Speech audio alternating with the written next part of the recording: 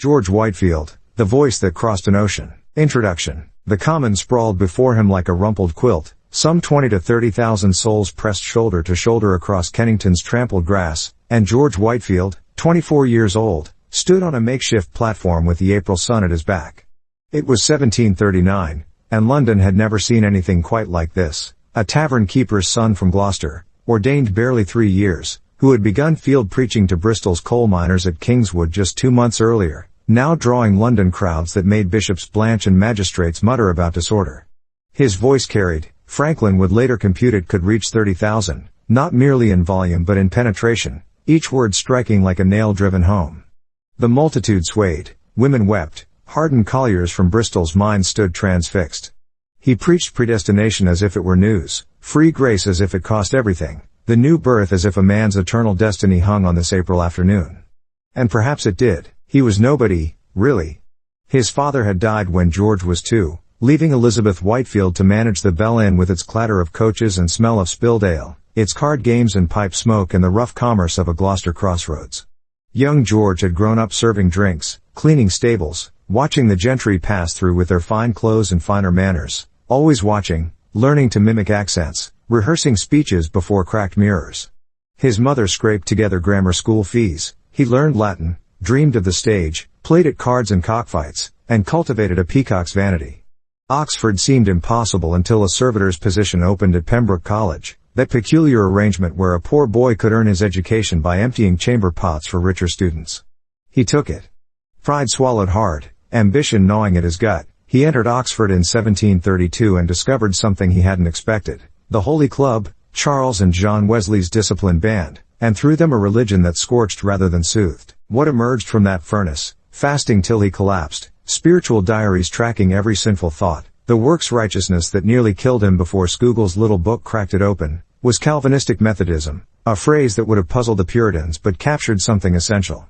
Whitefield preached Wesley's methods, the disciplined pursuit of holiness, the necessity of the new birth, but he preached Calvin's doctrines, election and effectual calling, the sovereignty of God in salvation, total depravity requiring irresistible grace. The Wesleys would break with him over it, John's sermon on free grace in 1740 a public breach, though affection lingered, and Methodism would fracture into Calvinistic and Arminian camps. Whitefield wouldn't mind. He'd preach to anyone, anywhere, church or field, parlor or prison, London or Philadelphia, Edinburgh or Savannah. 13 times he would cross the Atlantic, 7 visits to America, wearing himself out in a transatlantic revival that historians would call the Great Awakening. The numbers stagger. 10 million hearers, the conventional estimate, in an English-speaking world of perhaps 15 million. Whole cities pouring out to hear him, Boston's 20,000 on the Common, Philadelphia's thousands jamming the courthouse square, Glasgow's multitudes at Cambuslang's communion seasons. Benjamin Franklin, no friend to revivalism, calculated the acoustics and admitted the crowds were possible. He published Whitefield's sermons and journals, made a small fortune, and never converted. The paradoxes multiplied. Champion of the poor who owned slaves at Bethesda, his Georgia orphanage. Wesley's closest friend who fractured over predestination's logic. The voice that could melt a congregation's heart preached a God who elected some and passed by others, and somehow the crowds grew larger. He wept when he preached, dramatic to the point of theater, yet men like Jonathan Edwards, who rarely showed emotion, recognized in him a kindred spirit, a reformed experimentalist who insisted that doctrine must be felt, that election produced not complacency but desperation for assurance. This was the Awakening's theological core, easily forgotten amid the spectacle, not merely emotion but reformed orthodoxy come alive, the Puritan heritage of covenant theology and the doctrines of grace now preached with urgency to masses who'd never darkened a meeting-house door.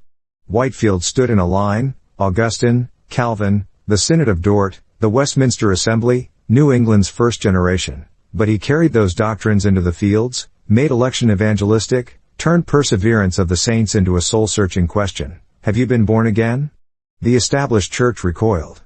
Bishops closed their pulpits. Archbishop Tillotson's moralism had no answer for this. Enlightenment latitudinarians found him vulgar, excessive, a threat to order.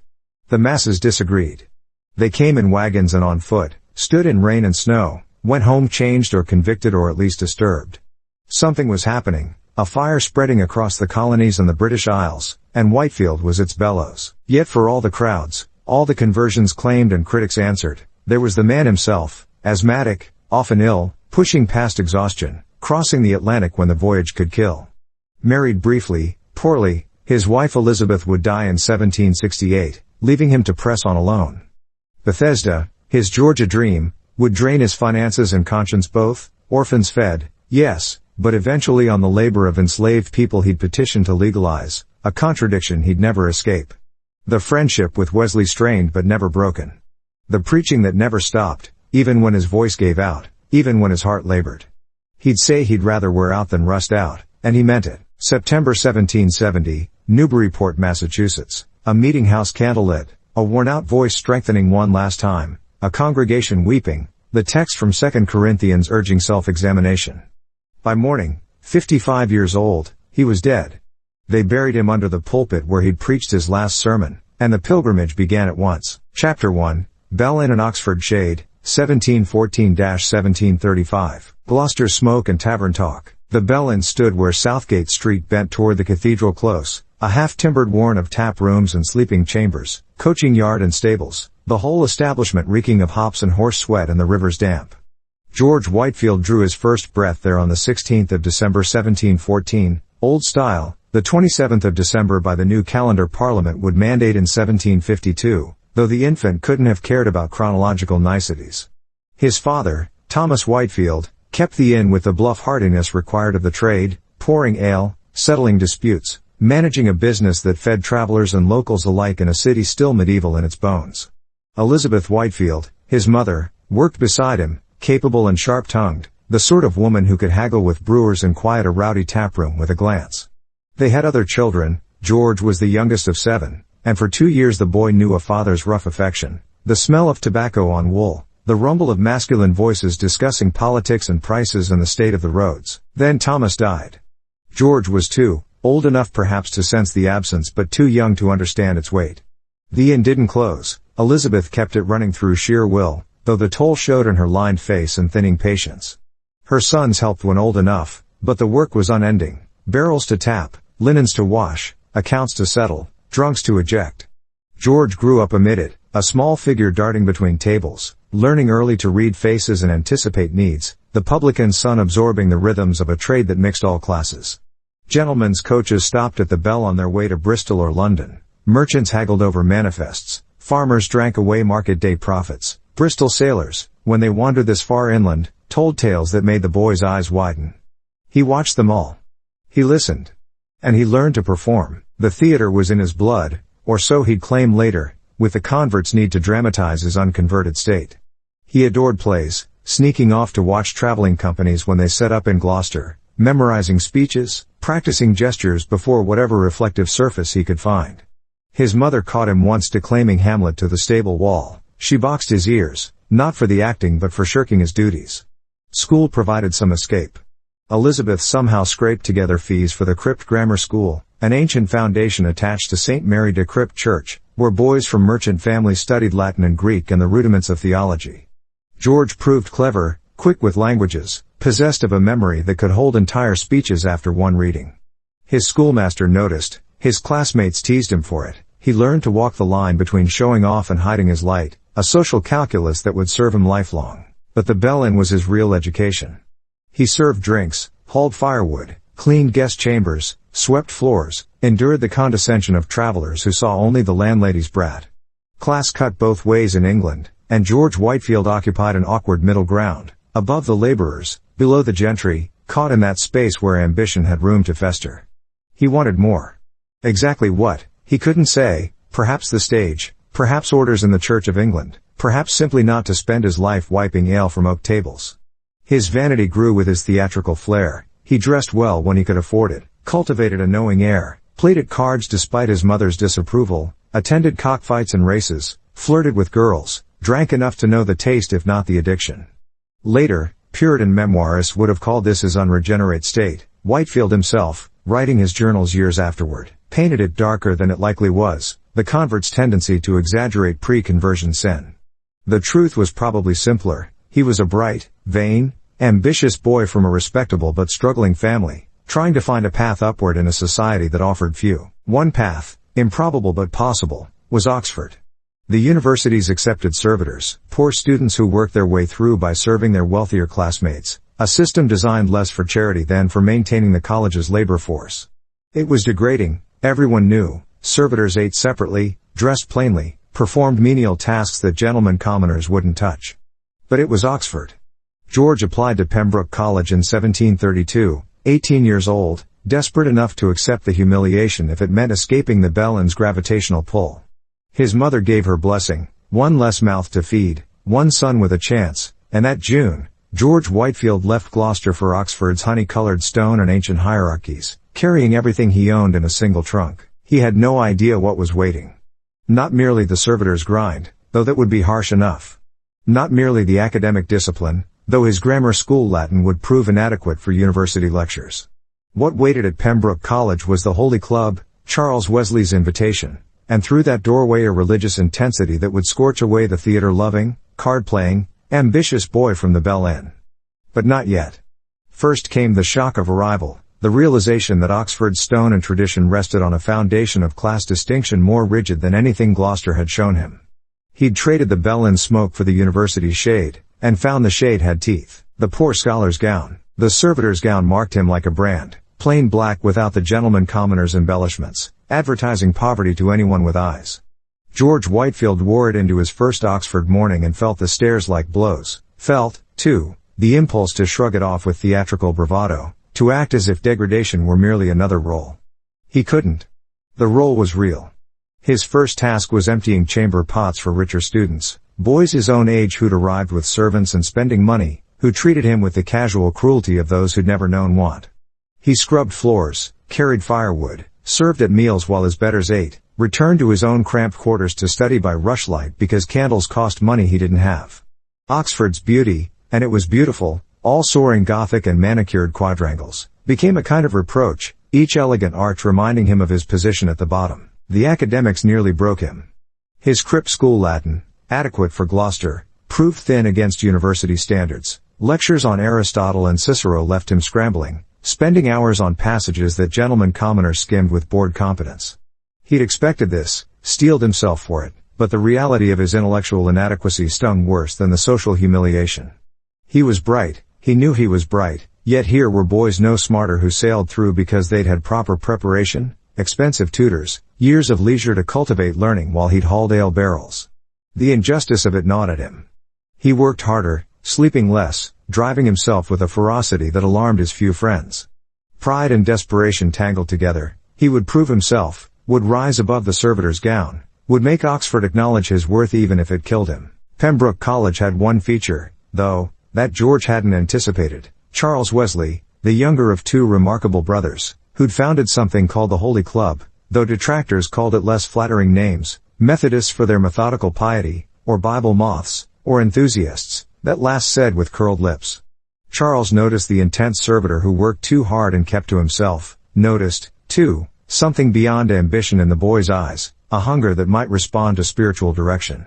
He invited George to Holy Club meetings. George initially refused. He had enough to manage, studies, servitor's duties, the exhaustion that came from sleeping 4 hours a night, without adding another obligation. But Charles persisted, and eventually curiosity won. Spring of 1733, more than a year after arriving at Oxford, George Whitefield attended his first Holy Club gathering and met John Wesley. The Wesley brothers were like nothing George had experienced, disciplined to the point of asceticism, methodical in devotions, committed to prison visitations and charity work and a regimented spiritual life that made normal piety look lukewarm. They rose at dawn for prayers, fasted twice weekly, examined their conscience hourly using intricate spiritual diaries, took communion at every opportunity, studied scripture in Greek and Hebrew, and held each other accountable with questions that probed for hidden sins. John, the elder, led with quiet authority, a small man with penetrating eyes and an organizational genius that mapped holiness like a campaign. Charles had more warmth but no less intensity. Around them gathered a handful of others. George Whitefield was joining something already formed, with its own rhythms and expectations and unspoken hierarchies. He threw himself in. Of course he did. Moderation wasn't in his vocabulary. If the Holy Club required daily self-examination, he'd examine himself hourly. If they fasted Wednesdays and Fridays, he'd fast harder, longer, eating barely enough to stand. He read the books they recommended, William Law's serious call to a devout and holy life, which portrayed Christianity as total war against the world, the flesh, and the devil, Lorenzo Scupoli's Spiritual Combat, translated from Italian, which treated the spiritual life as literal warfare requiring constant vigilance. These weren't books to read casually. They were manuals for spiritual athletes, and George Whitefield determined to be an athlete, a champion, an exemplar of Holy Club piety. The theater-loving boy who'd played cards at the Bell Inn was dead. He killed him deliberately, traded vanity for self-mortification, ambition for obedience, plays for prayer. The cost mounted through 1734 and into 1735. He slept on the floor to mortify his flesh. He wore patched clothes until they barely held together. He fasted until his hands shook and his vision blurred. He walked through Oxford's cold with inadequate clothing, courting illness as a form of penance. When he ate, he chose the plainest food. When he spoke, he monitored every word for pride. His spiritual diary, kept with Holy Club discipline, recorded each deviation from perfection with punishing detail, proud thought, unkind word, wandering mind during prayer. He was saving his soul by destroying his body, or so it seemed to him, and the Holy Club, watching, approved. Here was zeal. Here was commitment. If Whitefield's health suffered, well, didn't Paul speak of beating his body into submission? By spring 1735 he was collapsing. Literally. His body, pushed past endurance by fasting and cold and unrelenting work, simply quit. He took to his bed in his cramped quarters, too weak to rise. His mother summoned from Gloucester in alarm. The doctors, such as they were, prescribed rest and feeding, but the real illness was spiritual. He tried to earn salvation through works, and the effort had nearly killed him. Law and Scupoli had taught him to battle, they hadn't taught him grace. The Holy Club had given him method but not mercy. And George Whitefield, 20 years old, lay in an Oxford sickbed and confronted the possibility that all his piety, all his discipline, all his self-mortification had purchased exactly nothing. Holy Club and the new birth. The crisis peaked in darkness. He lay there through March and into April 1735, strength draining, assurance vanishing, the theological structure he'd built from Holy Club discipline crumbling into dust. Prayer brought no comfort. Fasting, well, he was too weak to fast, but that was part of the problem, wasn't it? His salvation project had collapsed because the builder lacked materials. If getting right with God required this level of effort, and he couldn't sustain it, what hope remained? The morbid introspection that characterized Holy Club piety now became a trap. Examining his conscience only revealed more sin, more failure, more reasons to despair. John Wesley visited, tried to encourage him, but the encouragement bounced off. Charles brought books. Friends prayed. George declined. Someone, he'd never be quite certain who, perhaps Charles, perhaps another Holy Club member, put a small book in his hands, Henry Scougal's The Life of God and the Soul of Man. George had enough strength to read, barely, and Scougal's quiet Scottish prose cut through the Holy Club's intensity like a blade through fog. The book was 70 years old, written by a young Aberdeen minister who died at 28, and its premise was simple. True religion isn't external observance but a union of the soul with God, a real participation of the divine nature, the very image of God drawn upon the soul. Not works. Not discipline. Not earning. Union. Participation. Gift. The phrase struck like lightning, the image of God drawn upon the soul. George read it again. And again. Then once more, slowly, letting each word register. Everything inverted. He'd been trying to draw the image himself through effort and discipline, Methodist technique and Holy Club rigor, fasting and diary keeping and brutal self-examination. Scougal said God drew the image, the soul participated, received, was united to divine life not by achieving but by faith. It wasn't ladder climbing but gift receiving. Not works but grace. The theology was traditionally reformed. Scougal stood in a line with Calvin and the Westminster divines, but George heard it fresh, immediate, personal. Union of the soul with God. The new birth wasn't something to achieve through piety, it was something that happened to you, a divine act that transformed rather than rewarded, that came not at the end of spiritual striving but at its beginning. He got out of bed. Not immediately, his body needed weeks to recover, but spiritually he stood, the weight lifted, the terror gone. Later, crafting his journal for publication, he described the experience in vivid terms, joy unspeakable, ravished with delight, language that would make critics accuse him of enthusiasm. But the core was sound Reformed doctrine, justification by faith alone, the priority of grace, election manifesting itself not in complacency but in assurance. He hadn't earned salvation, Christ had purchased it, and the Holy Spirit applied it, and George Whitefield had simply believed, a faith that was itself a gift, not a work.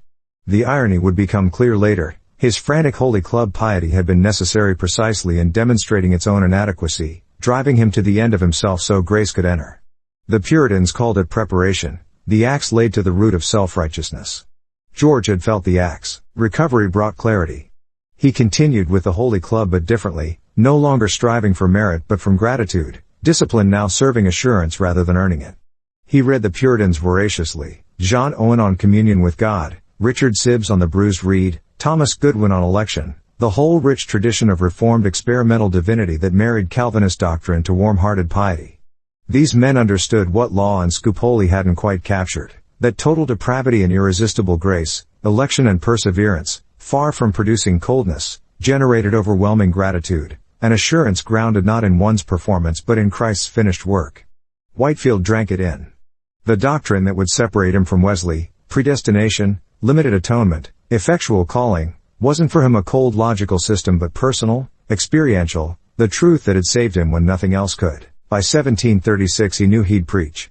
The call crystallized that winter, clearer than any Holy Club resolution. He would proclaim this grace, this new birth, this reformed gospel that transformed tavern keepers' sons and Oxford servitors alike, that leveled all distinctions before the cross. But first he needed ordination, and he was barely 21, the canonical minimum age. Bishop Benson of Gloucester agreed to ordain him, the local boy who'd attended Crypt School, whose mother kept the bell inn, now somehow returned from Oxford requesting holy orders. The bishop interviewed him, found him sound, and scheduled the ordination for Trinity Sunday. George returned to Gloucester in June 1736, 7 years after leaving for Oxford. He departed a vain boy chasing ambition. He returned a man possessed by a message, convinced that what had happened to him in that Oxford sickbed, the union of his soul with God, needed to happen to thousands more, millions perhaps, and that his voice, trained by theatrical instinct and Holy Club discipline, refined by suffering and converted by grace, was the instrument God would use. The bellend still smelled of hops and horse sweat. His mother still managed the tap room with weary efficiency. Nothing had changed in Gloucester's narrow streets and Cathedral Close. But George Whitefield had changed entirely, and the change would alter the English-speaking world. On June 20th, 1736, Bishop Benson laid hands on him in Gloucester Cathedral's soaring nave, and the boy from the bell end became Reverend George Whitefield, deacon in the Church of England, 21 years old, with a voice like thunder and a message of grace he couldn't wait to preach. Chapter 2, Ordination and the First Flame, 1736-1739. A deacon at 21. The summer heat hung thick over Gloucester Cathedral on the 20th day of June, 1736, when George Whitefield knelt before Bishop Martin Benson, 21 years old and trembling with something more than reverence. It was hunger, raw and ancient, for a pulpit from which to proclaim the new birth that had seized his soul the year before. The bishop's hands, heavy with apostolic authority stretching back through centuries of Anglican succession, pressed upon the young man's head. The words of ordination descended like fire, and Whitefield rose a deacon, authorized at last to preach the gospel he had discovered in Scougel's little book and in the pages of scripture that now burned with fresh urgency in his chest. 7 days later, on the 27th of June, he mounted the pulpit at St. Mary de Crypt, the same church where he had been baptized, where his mother still worshipped among the tradesmen and innkeepers of Gloucester, and opened his mouth to deliver his first official sermon. What emerged from that slight frame astonished the congregation. Whitefield's voice, trained in the theatrical instincts of his youth and now consecrated to divine service, filled the stone sanctuary with a clarity and power that seemed to belong to a man twice his size. It soared to the vaulted ceiling, penetrated the dark corners where the poor huddled, and arrested even the indifferent who had come merely from habit or curiosity. He preached without notes, his eyes sweeping the pews, his hands gesturing with natural dramatic force, and his words, simple, urgent, experiential, hammered at the conscience with the Reformed doctrine of regeneration. Except a man be born again, he cannot see the kingdom of God, he thundered, expounding the necessity of a supernatural work of the Holy Spirit to quicken dead souls, and the congregation, accustomed to the drone of formal homilies read from manuscripts, sat transfixed. Before the service ended, the churchwardens received a complaint. The young preacher had driven 15 people mad. Whitefield, recording the incident later with barely concealed satisfaction, took it as confirmation that his message had struck home. Madness, in this case, meant conviction, and conviction was the Spirit's first work in bringing sinners to Christ. The sermon's effect rippled through Gloucester like a stone cast into still water. Invitations arrived from neighboring parishes, and Whitefield, still technically an Oxford student though increasingly absorbed by his calling, began a circuit of curacies that would establish the pattern of his life: constant motion, perpetual preaching, an itinerancy that knew no parish boundaries and recognized only the harvest fields of souls. He assisted at the Tower of London Chapel, where prisoners awaited execution and where his words on judgment and mercy found peculiarly receptive soil. He preached in the fashionable churches of London where society matrons wept into their silk handkerchiefs, moved less by the doctrine than by the young preacher's earnestness and the novelty of a clergyman who spoke as though eternity truly hung in the balance. His style was forming, extemporaneous rather than reed, dramatic rather than sedate, visceral rather than cerebral, and it offended as many as it captivated. Anglican propriety demanded decorum, measured tones, adherence to the written text. Whitefield offered theater consecrated to truth, passion harnessed to theology, and a preaching that aimed not at the mind alone but at the whole man, emotions and will included. Behind the success lay the theological conviction that had saved him. The new birth was not an improvement of one's natural morality but a resurrection from spiritual death, wrought by God's sovereign grace and experienced through faith in Christ's atoning work. This was standard Reformed orthodoxy, the same doctrine Calvin had expounded and the Puritans had preached and the Westminster divines had codified, but Whitefield preached it with an urgency that suggested most of his hearers, church members, baptized Anglicans, respectably religious, had never truly been born again at all. It was a scandalous implication. The Church of England baptized infants and confirmed adolescents and assumed that baptism conveyed regeneration, or at least initiated it. Whitefield, following the experiential Calvinism he had imbibed from Puritan authors during his Holy Club days, insisted that regeneration was a conscious, datable event, marked by conviction of sin, despair over one's inability to save oneself, and a casting of the soul entirely upon Christ's righteousness. "You must be born again," he repeated in sermon after sermon, and the repetition grated on clergy who viewed such enthusiasm as unseemly, even dangerous. By early 1737, Whitefield's fame had spread sufficiently that he received an invitation from the Society for Promoting Christian Knowledge to serve as a missionary in the new colony of Georgia, established by James Oglethorpe as a refuge for debtors and a buffer against Spanish Florida. The invitation arrived at a providential moment. Whitefield had been wrestling with how to support himself financially while maintaining his itinerant preaching, and Georgia offered both a stipend and a field ripe for gospel labor. Moreover, the Wesleys, John and Charles, his Holy Club mentors, had recently returned from Georgia with tales of the colony's spiritual needs and the opportunities for ministry among settlers, native peoples, and enslaved Africans.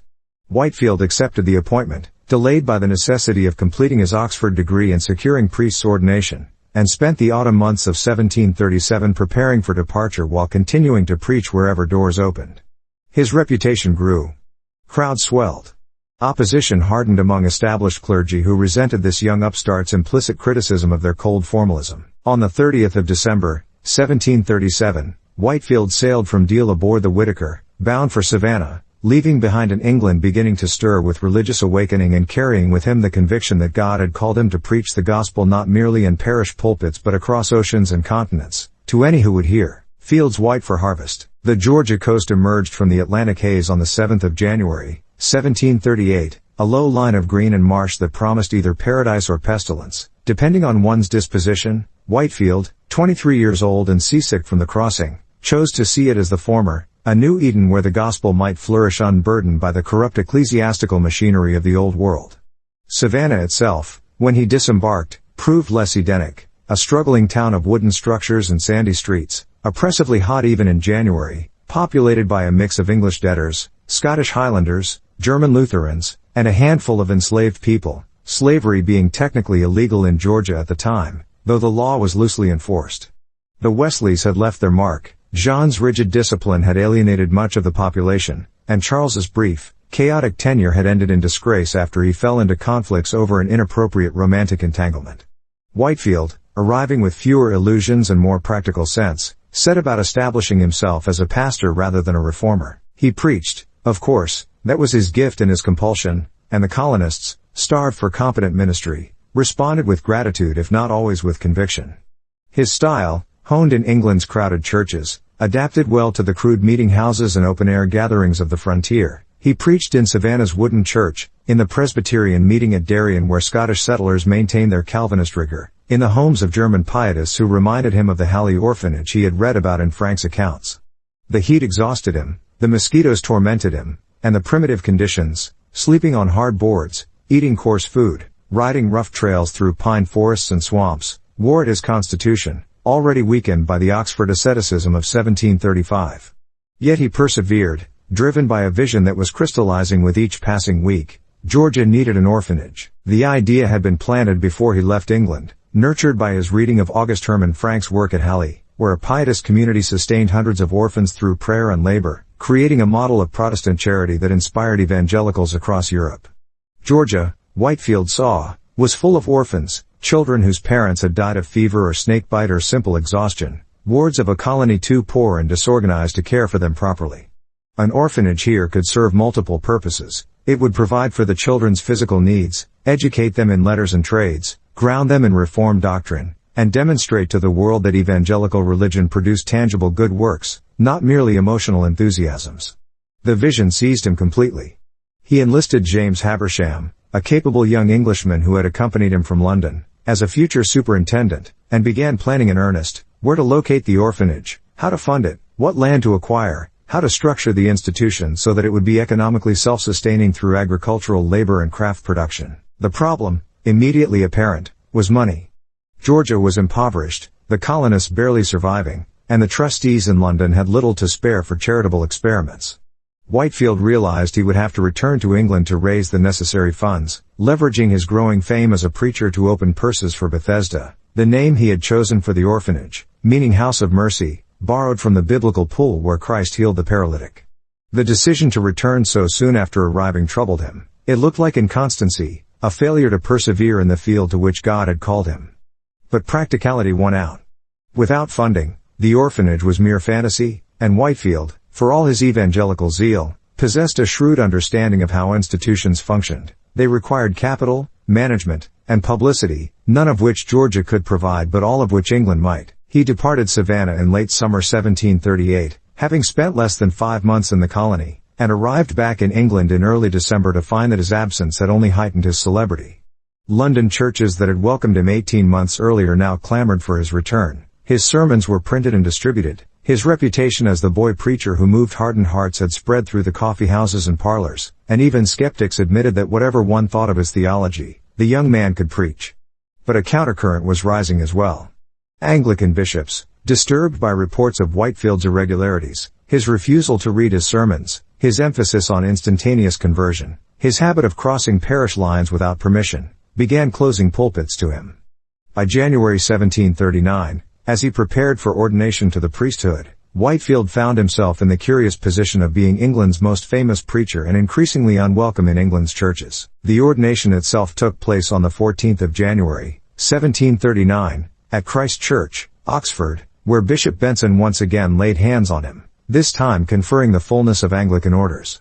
Whitefield, now authorized to administer sacraments and hold a benefice, had no intention of settling into parish routine. The call to itinerate had grown stronger, not weaker, and the vision of Bethesda pulled him inexorably back toward Georgia. But first, he reasoned, he must raise funds, and to raise funds he must preach, and to preach he must find pulpits. The established church was closing ranks against him. Where, then, would he go? The answer came from an unexpected quarter. In February 1739, Whitefield traveled to Bristol at the invitation of friends and found himself confronted with the spiritual needs of the Kingswood colliers, coal miners who worked in brutal conditions on the city's outskirts, blackened by soot, brutalized by poverty, and utterly neglected by the church. These men, women, and children lived beyond the reach of respectable religion. No clergyman visited them, no church welcomed their grimy presence, no gospel reached their ears. Whitefield, blocked from Bristol's pulpits by hostile clergy, made a decision that would alter the course of his ministry and, arguably, of Protestant history. He would preach to them in the open air, in the fields where they lived, without benefit of church walls or ecclesiastical permission. The tabernacle and the mob. The first field sermon, delivered on a cold February Saturday in 1739 to a crowd of perhaps 200 Kingswood colliers, was an experiment born of necessity and desperation. Whitefield, standing on a small rise with the Bristol hills behind him and the curious, suspicious faces of working men before him, felt the weight of centuries of churchly propriety pressing against what he was about to do. for Anglican worship belonged in consecrated buildings under authorized auspices, not in muddy fields preached by itinerants. But the necessity was plain: these souls would never enter a church, so the church must come to them, and Whitefield, after a silent prayer and a moment's hesitation, opened his mouth and preached. His text was Matthew's Sermon on the Mount, apt for the occasion, and his voice, that remarkable instrument, carried across the winter air with surprising power. The colliers listened. Some wept, white streaks appearing on their coal-blackened faces like scriptural tears washing clean, and when he finished, they pressed forward, asking when he would return. He returned the next day to find 500 waiting. The day after, 1,000. Within a week, estimates ran to 5,000, then 10,000, then numbers that strained credulity but which Whitefield and observers insisted were accurate. 20,000 souls gathered in the open fields to hear the gospel preached by a 24-year-old Anglican priest who had discovered, quite by accident, that he possessed not merely a voice but a phenomenon. The crowds defied explanation by conventional standards. England had never seen anything like this, not in living memory, perhaps not since the open-air preaching of the medieval friars centuries before.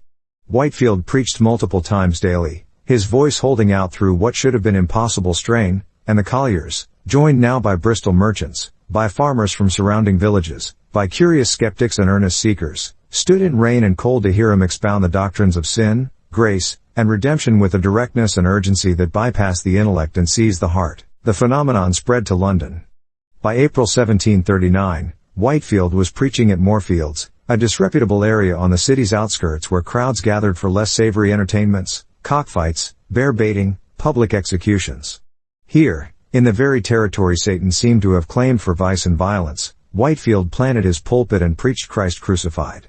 The numbers swelled beyond anything Bristol had seen. Estimates, which must be taken with appropriate skepticism yet cannot be dismissed entirely, ran as high as 30,000, and Benjamin Franklin, the Philadelphia printer who would later become Whitefield's friend and promoter, calculated that in good conditions with a strong voice a preacher might indeed be audible to such multitudes.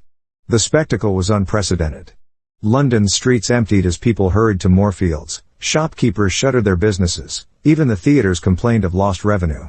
Whitefield preached from a portable stand, his slight figure somehow commanding attention across the vast sea of humanity, his voice rising and falling with dramatic effect, his words, simple, biblical, urgent, penetrating hearts that a lifetime of formal religion had left untouched. Opposition arose immediately and predictably. Anglican bishops condemned the irregularity of field preaching, the disorder of crowds, the enthusiasm of Whitefield's style, and the implicit criticism of their own ministry that his success represented. If thousands flocked to hear an unauthorized preacher in fields, what did that say about the authorized preachers in churches? Pamphlets attacked him as a fanatic, a schismatic, a deceiver leading the ignorant astray with emotional manipulation disguised as piety. Rival clergy preached sermons against enthusiasm, warning that religious affections unguided by reason and ecclesiastical authority led inevitably to error and chaos. The mobs that gathered at Moorfields included not only seekers but mockers, drunks, pickpockets, and agitators. Stones were thrown, fights broke out, and Whitefield, standing above the tumult, pressed on with sermons that often lasted 2 hours, his voice somehow carrying above the noise, his message of grace offered freely to all who would believe. Yet the opposition, fierce as it was, could not stem the movement. Whitefield's supporters began erecting permanent structures for his use, not churches, exactly, for that would have required episcopal approval, but preaching houses, tabernacles, places of assembly where the gospel could be proclaimed without interference from hostile clergy. The first Moorfields Tabernacle, a substantial wooden structure capable of holding thousands, 1741, some sources say 1742, through contributions from hearers whose lives had been transformed under Whitefield's preaching. It would be replaced by an even larger brick building in 1753, testament to the durability of the awakening he had sparked. Similar structures appeared in Bristol, in other English cities, in Wales, and eventually across the Atlantic in America, creating a network of evangelical preaching stations that operated alongside, and often in tension with, the established churches. The summer of 1739 found Whitefield preparing for his second voyage to Georgia, driven by the urgent need to establish Bethesda and to capitalize on the revival fires burning in the American colonies. His fame had crossed the ocean ahead of him. Newspapers in Boston, Philadelphia, and Charleston reported on the extraordinary scenes in England, and colonists eager for spiritual awakening awaited his arrival with anticipation bordering on impatience. Whitefield himself, exhausted by months of ceaseless preaching yet energized by the evident blessing of God upon his labors, understood that he stood at a hinge moment in Protestant history. The gospel, preached with power and passion to the masses, had proven capable of moving hearts that formal religion had left cold. The doctrine of the new birth, central to Reformed soteriology, had demonstrated its vitality when proclaimed not merely as theological proposition but as urgent existential necessity. He was, at 24, the most famous preacher in the English-speaking world, and he had barely begun. On a summer evening in 1739, Whitefield boarded ship once more, leaving behind a nation stirring with religious awakening and heading toward colonies that would soon experience the Great Awakening's full force. Behind him, the Moorfields Tabernacle stood as monument and promise. Ahead, the American wilderness waited, and with it the work that would define his legacy: orphanages built, multitudes addressed, controversies endured, and a gospel preached that would echo through generations. Chapter 3, George's Red Clay and Bethesda's Dream, 1738-1740. Savannah's Wilderness Parish. The heat struck Whitefield like a physical blow when he stepped off the ship in Savannah that January of 1738, the Georgia sun already burning with midsummer intensity despite the calendar claiming winter, and he remembered suddenly why the Wesleys had fled this place with such evident relief. It was not merely the climate but the crushing weight of frontier existence, the constant battle against nature and poverty, and the spiritual lethargy of colonists too exhausted by survival to attend much to their souls. The town itself sprawled along the bluff above the Savannah River, a grid of sandy streets lined with rough wooden houses, their pine boards already weathering gray under the relentless sun. Here and there a more substantial structure of tabby, that peculiar coastal mixture of oyster shells and lime, suggested permanence, but the overall impression was of impermanence, of a settlement that might disappear tomorrow if the Spanish attacked from Florida, or if disease swept through, or if the trustees in London simply lost interest and recalled their investment. Whitefield, surveying this unpromising landscape with the optimism of youth and calling, decided it would do. God's purposes were often worked out in unlikely places. His ministry began modestly, with Sunday services in the wooden church and weekday visits to scattered homesteads along the river and inland through the Pine Barrens. The congregation was small and disparate: English tradesmen and shopkeepers who had accepted land grants, Scottish Highlanders from the Darien settlement who maintained their Presbyterian discipline with admirable stubbornness, a handful of German-speaking Salzburgers whose Lutheran piety made them natural allies, and the curious admixture of indentured servants, former debtors, and adventurers who had washed up in Georgia hoping for a fresh start. Slavery was technically prohibited by the trustees' charter, a philanthropic impulse meant to prevent Georgia from replicating South Carolina's plantation economy, but the prohibition was already crumbling under economic pressure. A few enslaved Africans worked in Savannah despite the law, and the settlers, watching their Carolina neighbors grow wealthy on rice and indigo cultivated by slave labor, grumbled at the restriction. Whitefield noted this tension, filed it away for future consideration, and focused on preaching. The pulpit style that had captivated London audiences translated imperfectly to the frontier. Georgian colonists were practical folk, more concerned with crop failures and Indian raids than with the fine points of Calvinist soteriology, and while they appreciated Whitefield's earnestness, they sometimes wondered if he grasped the actual conditions under which they lived: the malaria that struck without warning, the snakes and alligators lurking in every marsh, the back-breaking labor of clearing land and planting in soil that seemed designed to frustrate agriculture. Whitefield, sensitive to these concerns, adjusted his approach. He preached still on the new birth and sovereign grace, those non-negotiables of his theology, but he also spoke to suffering, to God's providence in hardship, to the Christian's duty to endure trials with patience and faith. He visited the sick, burying children who had succumbed to fever, and prayed with families whose crops had failed. The work was unglamorous, a far cry from Moorfield's vast audiences, yet it grounded him in pastoral realities that his later fame would sometimes obscure. The backcountry circuits tested his endurance most severely. Georgia in 1738 was barely settled beyond the coastal strip. Inland lay forests of longleaf pine punctuated by cypress swamps, the domain of Creek and Cherokee peoples who regarded the English settlers with warranted suspicion. Whitefield, accompanied by guides and occasionally by Habersham, rode these rough trails to reach Presbyterian congregations that had formed around descending ministers fleeing Anglican authority in South Carolina. Here he found something closer to his own theological sensibility. These Scots and Scots-Irish settlers held tenaciously to Westminster standards, maintained strict Sabbath observance, and treated predestination and covenant theology not as abstract doctrines but as living truths that ordered their existence. They welcomed Whitefield's preaching even as they eyed his Anglican ordination with reservation. He was sound on the doctrines of grace, they conceded, Even if his church connections were suspect, the ministry among enslaved people proved both moving and troubling. Whitefield, carrying the evangelical conviction that the gospel was for all without distinction of race or status, preached to mixed audiences where possible and made special efforts to instruct enslaved workers in Christian doctrine. He was appalled by the brutal treatment many endured, the whippings, the separation of families, the casual cruelty that reduced image-bearers of God to mere property, and he spoke against such abuses with genuine moral outrage. Yet he did not, could not, question the institution itself. His framework was thoroughly 18th century, assuming that social hierarchies were divinely ordained even as individual sins within those hierarchies required correction.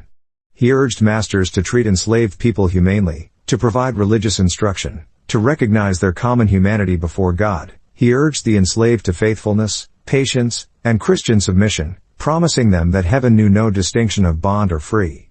The combination of genuine compassion and unexamined complicity would characterize his approach throughout his life, a blindness typical of his era but no less tragic for being common. By late summer, Whitefield had confirmed what his earlier visit suggested. Georgia needed an orphanage, and he was the man to build it. The colony's children, orphaned by disease and hardship, wandered Savannah's streets or were bound out to masters who often exploited rather than cared for them. The need was urgent. The vision of Bethesda, conceived in prayer and modeled on Frank's Halley, burned brighter with each orphan he encountered. But the means were utterly lacking, and Whitefield, practical beneath his piety, understood that vision without resources was mere fancy. He would have to return to England, leverage his fame, and raise the substantial sums required to purchase land, construct buildings, and endow the institution for perpetual operation. Orphans and Cotton Fields. The 25th of March, 1740, dawned clear and warm over the Georgia lowcountry, the sky the crystalline blue that precedes spring rains, and at a site some 10 miles south of Savannah a small crowd of colonists and well-wishers gathered to watch George Whitefield formally break ground for Bethesda Orphan House. The ceremony followed the colony's grant of land earlier that year and the plans drawn up after his return from England with the first funds in hand. It was a symbolic gesture. The real labor would begin in the coming weeks, but the symbolism mattered. Here, on 500 acres of Georgia clay and pine, Whitefield was planning an institution that would, God willing, outlast him and serve countless children whom Providence had left defenseless. The land itself had been granted by the trustees, the funds partially raised during Whitefield's triumphant return to England the previous winter, and the plans refined with James Habersham, who would superintend construction and daily operation while Whitefield continued his itinerant preaching to raise the remaining capital. Bethesda would be more than an orphanage. It would be a school, a farm, a craft workshop, a Christian community demonstrating that evangelical religion produced tangible social goods and not merely emotional enthusiasms. The architectural vision was substantial. Whitefield planned a main building large enough to house dozens of children, with separate quarters for staff, a schoolroom for education, a chapel for worship, workshops for learning trades, and extensive outbuildings to support agricultural operations. The 500 acres would be cultivated to provide food for the institution and, ideally, to generate surplus that could be sold to fund ongoing operations. Whitefield, though no farmer himself, understood that perpetual charity required economic self-sufficiency, and he studied Frank's Halley model carefully to discern how prayer and practical management could be combined. The buildings would be substantial, tabby construction where possible, timber framed where necessary, designed to withstand Georgia's hurricanes and heat. It was an ambitious undertaking, perhaps too ambitious for a 25-year-old preacher with no administrative experience and uncertain funding, but Whitefield had already demonstrated a remarkable capacity to will things into existence through sheer determination backed by public appeal. The first orphans arrived even as construction continued, children as young as 3 and as old as 12, ragged and malnourished, the human debris of frontier life. Habersham, assuming his role as superintendent with conscientious attention to detail, organized their care, basic education in reading and scripture, assignment of tasks appropriate to age and ability, strict discipline tempered by genuine affection, and constant religious instruction in the Calvinist doctrines that both he and Whitefield considered essential to salvation. The orphans, many of whom had known only neglect and hardship, responded variably. Some thrived under the structure and care, others chafed at the regimentation, and a few ran away, preferring freedom and hunger to supervision and security. Whitefield, when present, took particular interest in their spiritual state, examining each child for signs of regeneration, hopeful that Bethesda would produce not merely literate and skilled workers but genuine Christians whose conversion would vindicate the institution's evangelical character. The agricultural dimension of Bethesda confronted immediate obstacles.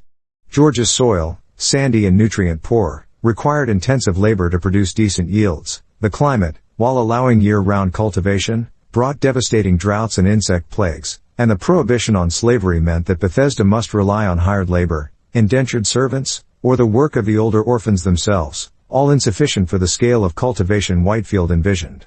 He watched neighboring South Carolina plantations flourish with slave labor while Bethesda struggled, and the disparity gnawed at him. Economic reality pressed against philanthropic idealism. Without profitable agriculture, the orphanage would remain perpetually dependent on donations, and donations, however generous initially, inevitably declined once novelty faded. Whitefield began, tentatively, to advocate for the legalization of slavery in Georgia, couching his arguments in terms of economic necessity and the opportunity such a change would provide for Christian instruction of enslaved workers. It was a fateful decision, one that would haunt his legacy. The tension between Bethesda's evangelical mission and its economic needs crystallized in these early years. Whitefield genuinely believed he was serving Christ by caring for orphans, yet the institution's survival seemed to require compromises that sat uneasily with Christian conscience, compromises about labor, about funding sources, about the very structure of Southern society. He petitioned the trustees repeatedly for permission to employ enslaved labor at Bethesda, arguing that other colonies' examples proved such labor economically necessary and that he would ensure humane treatment and religious instruction. The trustees, committed to their founding vision of a slavery-free colony, resisted, but the pressure from settlers grew overwhelming. Parliament would eventually capitulate, amending the charter in 1750 to permit slavery effective the 1st of January, 1751. Whitefield, by then thoroughly convinced that economic necessity justified the practice if tempered by Christian paternalism, would acquire enslaved workers for Bethesda almost immediately. Meanwhile, the orphanage grew. Buildings rose slowly, hampered by funding shortfalls and the difficulty of obtaining materials and skilled labor in frontier Georgia. Whitefield, absent for months at a time as he toured Britain and the American colonies raising funds, relied entirely on Habersham's management, and Habersham, for all his dedication, lacked the resources to fulfill Whitefield's expansive vision. The institution lurched from crisis to crisis: not enough food, buildings incomplete, debts mounting, local opposition from Savannah merchants who resented Whitefield's criticism of their impiety. Yet it survived, and the orphans within its walls received care that, however imperfect, surpassed anything they would have found elsewhere in colonial Georgia. Bethesda became, in its struggling way, a monument to evangelical social concern and a demonstration that Calvinist doctrine, often caricatured as cold and fatalistic, could inspire sacrificial service to the poor. Return to England's throngs. The Atlantic crossing in August 1740 tested Whitefield's already fragile constitution. The ship pitching through late summer storms that kept him confined to his cabin for days at a stretch, retching into a bucket while trying to maintain faith that Providence had some purpose in this misery. He had grown accustomed to seasickness during previous crossings, but familiarity did not diminish its wretchedness, and he arrived in England that autumn weak, thin, and desperately in need of rest. Rest, however, was the one luxury his calling would not permit. Bethesda's finances were precarious despite the initial fundraising success. Construction costs had exceeded estimates, ongoing operations required steady income, and the institution's long-term viability depended on establishing an endowment substantial enough to weather future uncertainties. Whitefield, the only figure with sufficient fame and charisma to raise such sums, must preach, and preach he did, almost immediately upon landing, resuming the exhausting schedule of field preaching and tabernacle services that had characterized his ministry before departing for Georgia. England, he discovered, had not forgotten him, nor had the revival fires he had kindled diminished in his absence. If anything, the awakening had intensified and spread, fed by other preachers and by the printed sermons and journals that circulated through the nation's coffee houses and parlors.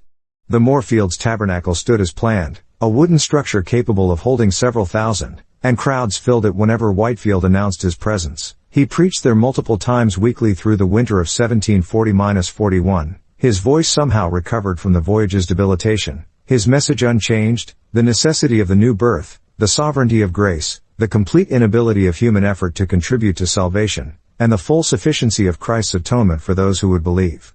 The collections at these services funded Bethesda. Whitefield, never shy about asking for money when he believed the cause worthy, made explicit appeals for the orphanage, describing George's needs with vivid detail and promising donors that their gifts serve not merely temporal relief but eternal souls. London's spiritual climate had grown both more receptive and more polarized. Among the common people, artisans, shopkeepers, laborers, evangelical religion had taken firm root, creating a subculture of prayer meetings, hymn singings, and small societies for mutual encouragement and accountability that operated largely outside official church structures. These folk flocked to hear Whitefield, recognizing in him a champion of experiential religion against the cold formalism they associated with parish clergy. Among the educated classes, opinion divided sharply. Some, moved by Whitefield's evident sincerity and the undeniable moral transformation visible in many converts, supported him with money and influence, while others condemned enthusiasm as dangerous fanaticism that elevated emotion above reason and threatened social order. The Bishop of London had issued warnings against irregular preaching. Individual clergymen refused Whitefield their pulpits and denounced him from those same pulpits as a schismatic and deceiver. Yet the movement grew regardless, fed by forces beyond any individual's control. The winter preaching, lucrative though it was for Bethesda's coffers, exhausted Whitefield profoundly. He suffered recurring respiratory ailments, likely exacerbated by the strain of outdoor preaching in cold weather, and his journal entries from this period note frequent bouts of illness that confined him to bed for days. Yet he pushed through, driven by the conviction that he must seize opportunities while they existed. Fame was fleeting, public enthusiasm waned, and Bethesda needed substantial funding immediately, not gradually. By spring 1741, he had raised enough to ensure the orphanage's short-term survival, though nowhere near the endowment he had hoped for, and he began planning his next ventures, a preaching tour through Scotland, where Presbyterian sympathy for Calvinist doctrine promised receptive audiences, and then another return to the American colonies, where reports indicated that revival fires were burning even hotter than in England. The physical toll of these years was becoming apparent to those close to Whitefield. His face, still youthful at 26, had developed lines of exhaustion around the eyes and mouth. His frame, never robust, seemed increasingly fragile beneath his clergyman's garb, and his voice, that miraculous instrument that could reach 20,000 in a field, sometimes failed him during sermons, forcing him to pause and recover before continuing. Friends urged him to moderate his pace, to accept a settled parish, to consider that God might be served through sustainable ministry rather than through burning himself out in a few intense years. Whitefield dismissed such counsel. "I had rather wear out than rust out," he would famously remark, a sentiment noble in its way yet tinged with the self-destructive drive that would indeed wear him out by age 55. The spring of 1741 found him preparing to leave England once more, Bethesda slightly more secure but still dependent on his fundraising, the English awakening surging forward with or without him, and new fields of labor beckoning across seas and borders. He stood at the height of his powers and his fame, the most recognized preacher in the English-speaking world, yet increasingly aware that his influence depended on ceaseless motion, perpetual preaching, and the willingness to sacrifice health and comfort for the gospel's advance. Behind him, the Moorfields Tabernacle would continue its work under other ministers. Ahead, Scotland's communion seasons and America's Great Awakening awaited, and with them the theological controversies that would define the next phase of his ministry and reshape evangelical Protestantism for generations. At 26 years old, George Whitefield had already accomplished more than most preachers achieved in lifetimes. The question, though he could not have known it then, was whether his body could sustain what his spirit demanded. Chapter 4, Thunder Across the Colonies, 1739-1741. Philadelphia's multitudes. The Elizabeth dropped anchor in the Delaware on the 2nd day of November 1739, her hull salt-stained from 6 weeks crossing the Atlantic, and George Whitefield stood at the rail watching Philadelphia's modest skyline emerge through morning haze, brick facades and wooden wharves, a Quaker city built on right angles and mercantile precision. He had preached to tens of thousands in Bristol and London, had felt the Kingswood colliers weep under his words, but America was different territory, raw, scattered, suspicious of Anglican authority, yet hungry for the gospel he carried. His trunk held little beyond a spare coat and well-thumbed Puritan volumes. His fame, however, had sailed ahead on printed sermons and breathless letters, and Benjamin Franklin, printer, skeptic, tireless calculator of human nature, was already setting type for the stranger from England. Franklin met him within days, a meeting that would seed one of history's oddest friendships, the evangelist who believed in sovereign grace and the philosopher who believed in man's capacity for improvement. They walked Philadelphia's grid streets, Whitefield's clipped English accent blending with Franklin's Pennsylvania pragmatism, discussing everything from orphanages to the mechanics of crowd acoustics. Franklin would later recall, with characteristic precision, testing Whitefield's voice by walking backwards down Market Street while the preacher spoke from the courthouse steps, calculating that a man could address more than 30,000 listeners if they pressed close and the wind held still. The number staggered even Franklin's empirical mind. Whitefield preached his first Philadelphia sermon on November 6 at Christ Church, the Anglican edifice where polite congregants expected measured homilies. Instead they received thunder about new birth, about hearts dead in sin until the Spirit breathed life, about a Savior who purchased redemption for his elect with blood, not human merit.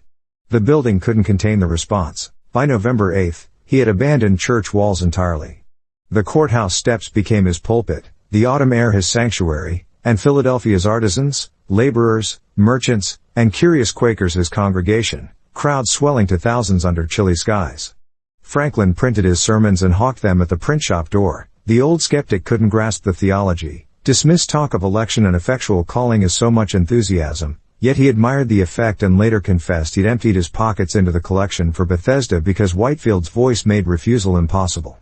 The city had never witnessed such preaching. No manuscript, no Anglican reserve, just a young man of 25 with a voice like a clarion and eyes that bored into souls, telling stonecutters and shopkeepers they must be born again or perish, that God chose his own before the foundation of the world, that Christ's atonement was particular and sufficient, doctrines of grace delivered not as cold syllogisms but as living realities.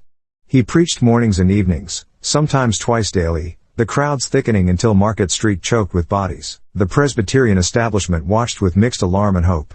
Gilbert Tennant, firebrand minister at New Brunswick and son of the Log College's founder, rode to Philadelphia to hear this English sensation. The two met, sized each other up like generals before an alliance, and recognized kindred spirits, both committed to experimental religion, both convinced that unconverted clergy poison churches, both willing to break ecclesiastical rules for the sake of awakening. Tennant's sermon "The Danger of an Unconverted Ministry," preached the following March, would echo Whitefield's themes with scorching intensity, dividing Presbyterians into Old Side and New Side camps. But in November 1739, the division was just kindling. Whitefield struck the spark. He preached on justification by faith alone, sola fide, the Reformation's battle cry, explaining to tradesmen that no works, no church attendance, no moral exertion could merit God's favor. Salvation was God's gift to the helpless, received by faith in Christ's finished work. He defined terms carefully for audiences unfamiliar with theological precision. Regeneration meant the Spirit's sovereign act of giving spiritual life to the dead soul. Effectual calling was God's irresistible summons to his chosen. Perseverance of the saints meant true believers could never finally fall away, held not by their grip on God but by his grip on them. Franklin published every sermon, and the pages flew from his press like autumn leaves, spreading Whitefield's message far beyond Philadelphia's immediate hearing. Farmers in Bucks County read about the new birth while plowing fallow ground. Merchants in New York debated predestination over account books. The printed word and the preached voice worked in tandem, amplifying each other across a colonial landscape starved for religious vitality. Whitefield moved through the middle colonies like weather, unpredictable, powerful, impossible to ignore. He preached at Neshaminy to Tennant's congregation, at Maidenhead, at Trenton, riding circuits that left him hoarse and exhausted but strangely exhilarated, sensing God's hand in the work. Opposition emerged swiftly. Anglican commissaries denounced his irregularity, his field preaching, his Calvinistic doctrines. Presbyterian Old Side clergy muttered about disorder and lay enthusiasm. Whitefield pressed on, convinced he was ordained not merely by bishops but by the Spirit for this very hour. December brought cold rains and departure southward toward Charleston, but Philadelphia had been won. Franklin remained unconverted but devoted, printing and distributing Whitefield's journals until the young evangelist became America's first religious celebrity. The courthouse steps stood empty once more, but memory of that penetrating voice lingered in workshops and taverns, and something had shifted in the colony's spiritual soil. Seeds were planted. New England's awakening. September 1740 found Whitefield aboard ship again, this time sailing north from Philadelphia to Boston, and New England awaited him with equal parts anticipation and dread. Anticipation because reports of the Southern tour had filled newspapers and letters, dread because Boston's ministerial establishment, proud of its Puritan heritage and suspicious of English enthusiasts, worried what this Church of England upstart might unleash. He landed at Brattle Street on September 18, age 25, already famous, and the city's clergy divided over whether to open their pulpits. Some, like Benjamin Coleman at Brattle Street Church and Thomas Prince at Old South, welcomed him eagerly, sensing God's hand in the work. Others, notably Charles Chauncey at First Church, held back, smelling disorder beneath the piety.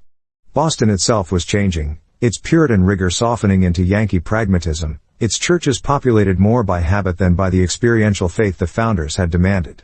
Whitefield aimed to reverse the drift. His first sermon at Dr. Coleman's church on September 19 drew such crowds that Boston's civil authorities worried about public safety. Meeting houses designed for orderly Sabbath congregations couldn't absorb the thousands pressing to hear the celebrated English preacher. By September 20, Whitefield stood on Boston Common, the open ground where militia drilled and cattle grazed, and preached to what eyewitnesses estimated at 20 to 30,000 souls, perhaps the largest gathering in colonial American history to that point. The number strains credulity until one remembers Boston's population hovered around 17,000 and people streamed in from surrounding towns, Roxbury, Cambridge, Charlestown, on foot and horseback, drawn by curiosity or hunger or the Spirit's prompting. Whitefield's voice, trained in English fields and tested before London's Moorfields rabble, carried across the common with startling clarity. Listeners at the crowd's edge heard every word, felt every pause, watched his arm sweep toward heaven as he declared the terrors of hell and the mercies of Christ. He preached extemporaneously, without notes, his text that day from Matthew's Gospel. Come unto me, all ye that labor and are heavy laden. The doctrine was pure Reformed orthodoxy, humanity's total inability to save itself, God's sovereign choice of his elect, Christ's particular redemption of those the Father gave him, the Spirit's irresistible grace and conversion, the saints' final perseverance, but delivered with such urgency, such pastoral warmth, that even those who later opposed his theology couldn't deny the effect. Boston's ministers crowded the platform or listened from the common's edge, and their reactions divided sharply. Thomas Prince wept openly, convinced he was witnessing a new Pentecost. Charles Chauncey stood stony-faced, mentally cataloging irregularities for future critique, the emotional appeals, the focus on immediate conversion experiences, the implicit rebuke of Boston's settled clergy. Whitefield spared no one's feelings, least of all the ministers. He declared from the common that many New England pastors were unconverted themselves, blind guides leading blind congregants, more concerned with salaries and social standing than with souls' eternal destinies. The accusation stung because it echoed the Puritans' own founding critique of the Church of England, turned now against their descendants. Some clergy bristled, others searched their hearts. The crowd simply listened, transfixed. From Boston, Whitefield swept through the Connecticut Valley, that fertile corridor where Puritan settlement had pushed inland from the coast, establishing towns named for English parishes and covenants signed in church halls. He preached at Northampton in mid-October, guest of Jonathan Edwards, the brilliant theologian whose own revival in 1734-35 had prefigured the awakening now spreading across the colonies. The two men, Edwards grave, intellectual, cautious with emotion, Whitefield passionate, dramatic, trusting in immediate effects, might have clashed, but instead they recognized each other as allies in Reformed experiential religion. Edwards had written a faithful narrative about Northampton's revival, emphasizing God's sovereign work in regeneration. Whitefield had read it in England and carried its lessons across the Atlantic. They discussed covenant theology over meals at Edwards's parsonage, walking through the doctrines of grace that structured both men's understanding of salvation, unconditional election, whereby God chose some for salvation before time began, not foreseeing faith but creating it, limited atonement, whereby Christ died specifically for his elect, purchasing their redemption with infinite efficacy, irresistible grace, whereby the Spirit's call overcame the sinner's natural resistance, total depravity, the ruin that made grace necessary, perseverance, the guarantee that God would complete what he began. These doctrines, often caricatured as harsh, were for Edwards and Whitefield the sweetest truths imaginable. Salvation belonged to God entirely, so no believer could boast and no seeker need despair, for if God had set his love upon them, nothing could snatch them from his hand. Whitefield preached at Edwards's meeting house, and Edwards later reported that the congregation wept so freely that their tears drowned out the preacher's voice. The sound of collective sobbing filled the building, a groaning too deep for words as the Spirit convicted hearts of sin and illumined minds to see Christ's beauty. This was experimental religion, the Puritans' term for faith that worked itself out in lived experience, not mere intellectual assent but soul-transforming encounter with the living God. Whitefield pressed through Connecticut, Hartford, New Haven, towns large and small, everywhere repeating the same message: you must be born again. Not you might be or you should consider being, but you must be, the divine imperative that Jesus spoke to Nicodemus echoing through New England's autumn air. He defined regeneration carefully, knowing his audiences. It wasn't baptism, wasn't church membership, wasn't moral reformation. but the Spirit's sovereign act of creating new life where death reigned, changing the heart's fundamental orientation from self-love to love for God. No one could generate this change by effort. It was God's work alone, yet ministers were commanded to preach it, and hearers were commanded to examine themselves, to cry out for mercy, to flee to Christ as drowning men clutch at ropes. By late October, Whitefield had crisscrossed much of New England, leaving awakening and controversy in his wake. Congregations split between those who embraced the revival, called New Lights, and those who resisted it, the Old Lights, yet even opponents couldn't deny that something profound had occurred. Churches that had slumbered for decades suddenly filled with seekers. Prayer meetings multiplied. Tavern conversation turned from politics to predestination. Boston Commons thousands dispersed to farms and workshops, carrying the message with them. And Whitefield, exhausted but convinced he had seen God move mightily, turned his face south again toward warmer climates and the next preaching circuit.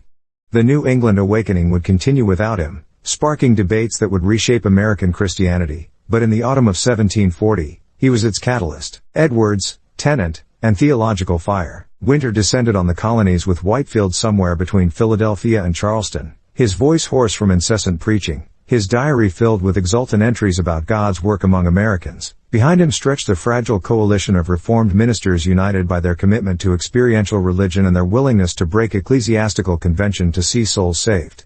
Jonathan Edwards in Northampton, Gilbert Tennant in New Jersey, Whitefield himself, three men with distinct temperaments and callings, bound together by shared convictions about human depravity, divine sovereignty, and the necessity of the new birth. Edwards provided the theological depth, writing treatises on religious affections and the freedom of the will that would define Reformed thought for generations. Tennant brought prophetic fire, his sermons on unconverted ministers scalding Presbyterian establishments. Whitefield contributed the voice in the crowds, making academic doctrine accessible to common folk through preaching that was both rigorously Calvinistic and emotionally compelling. Together, they formed the Awakening's intellectual and spiritual core, a triumvirate of Reformed evangelicalism that would shape Anglo-American Protestantism for a century. But opposition was organizing. Charles Chauncey, Boston's first church pastor and Harvard-trained rationalist, watched the revival with mounting alarm, not because he doubted the doctrines of grace, for he'd been raised on Reformed orthodoxy, but because he distrusted the emphasis on immediate experience, on emotional conversion, on lay people presuming to judge their minister's spiritual state.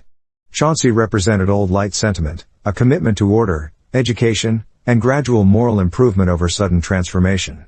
He began collecting testimonies of revival excesses, people falling into trances, women exhorting in mixed assemblies, converts judging their neighbor's salvation, physical manifestations that smacked more of enthusiasm than of the Spirit's dignified work.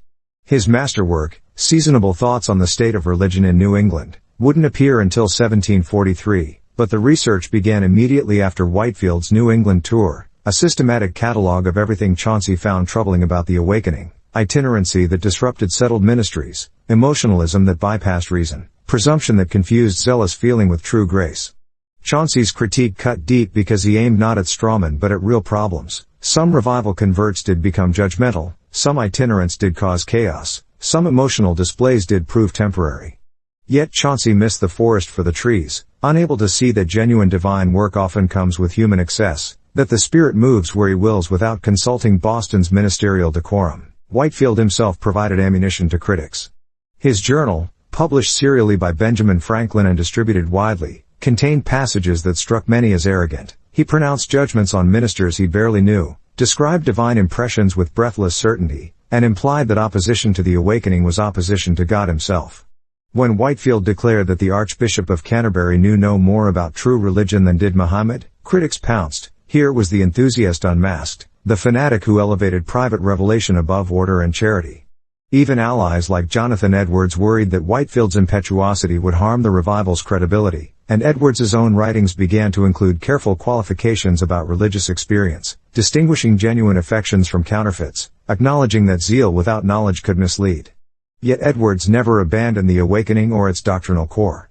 He understood, as Whitefield did, that Reformed theology wasn't mere abstraction but lived reality. God's election meant real comfort for trembling souls who could find no righteousness in themselves. Christ's particular atonement meant infinite value, not limited love. The Spirit's effectual call meant hope for the hardest sinner. Perseverance meant no believer would be lost despite their failures. Through winter and spring of 1741, Whitefield continued his tireless circuits, Georgia for Bethesda, the Carolinas where Presbyterian Scots-Irish settlers welcomed Calvinist preaching, then northward again through the middle colonies where Tennant's influence had prepared fertile ground.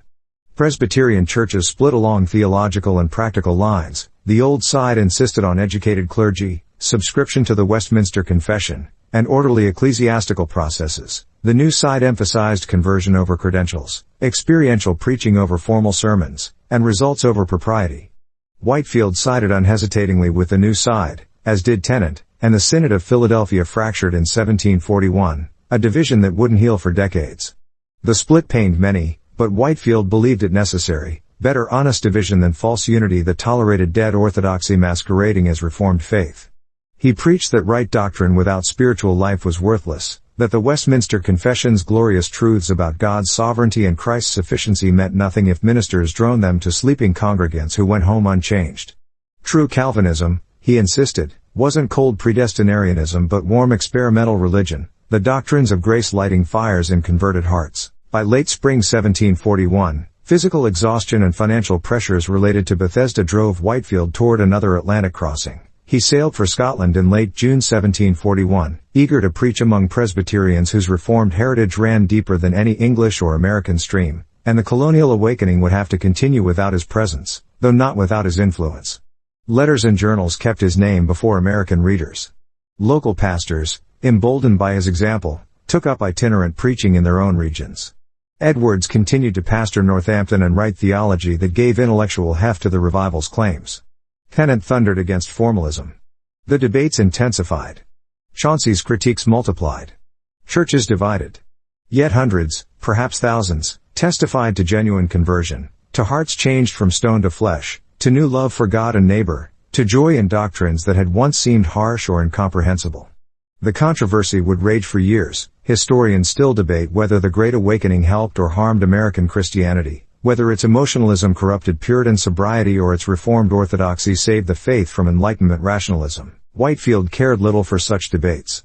He believed God had called him to preach the gospel to as many as possible, to declare sovereign grace with clarity and urgency, to see souls born again through the Spirit's mysterious work, and if that meant irregular methods, controversial doctrines, and clerical opposition, so be it. The crowds kept coming. The conversions kept happening. And in March 1741, as his ship pointed east toward Scotland, he left behind an American religious landscape permanently altered, a fractured but vital Reformed evangelicalism that would shape the young nation's character in ways neither he nor his critics could foresee. The thunder had passed, but its echo would resound for generations. Chapter 5, Storms and Schisms, 1741-1748. The Breaking with Wesley. The letter arrived in London during early 1741, its contents explosive enough to shadow the most enduring friendship in the English-speaking evangelical world. John Wesley, with characteristic Methodist fervor and Arminian conviction, had published a sermon titled Free Grace that rejected particular election, limited atonement, and divine sovereignty in salvation, everything Whitefield held most dear about Reformed theology. Wesley preached that Christ died equally for all humanity, that grace could be resisted finally, that believers could fall from grace completely, doctrines that Whitefield believed gutted the gospel of its power and robbed God of his glory. The sermon had circulated for months before Whitefield learned of it, preaching as he was across Scotland's windswept lowlands and America's colonial seaboard, and when news reached him he felt the blow personally and theologically. Wesley had been his mentor at Oxford, his holy club guide, his friend through the dark nights of religious seeking, yet now stood on the opposite side of Christendom's deepest doctrinal divide. Whitefield debated whether to reply publicly. Friends urged silence, warning that controversy would harm both men's ministries, but by December 1740 his conscience demanded response, and he drafted a letter defending Calvinistic Methodism with passion equal to Wesley's attack. The letter, dated December 24, 1740, but written and sent in early 1741, and published in March 1741, laid bare the theological chasm. Whitefield wrote with anguish, addressing Wesley as beloved brother while dismantling his arguments verse by verse, reminding him that the 39 Articles of the Church of England explicitly taught predestination and election, that Reformation giants from Calvin to the Puritans had embraced these doctrines, that Scripture itself spoke plainly about God choosing Jacob over Esau before either had done good or evil, about Christ laying down his life for his sheep particularly, about the Father giving a specific people to the Son who would infallibly come to him. Whitefield defined his terms carefully for readers, Election meant God's eternal choice of specific individuals for salvation based solely on His sovereign will, not foreseeing their faith but creating it. Particular redemption meant Christ's death actually secured salvation for the elect, not merely making salvation possible for all. Effectual calling meant the Spirit's work in bringing the elect to faith could not ultimately be resisted. Perseverance meant those truly saved could never be lost.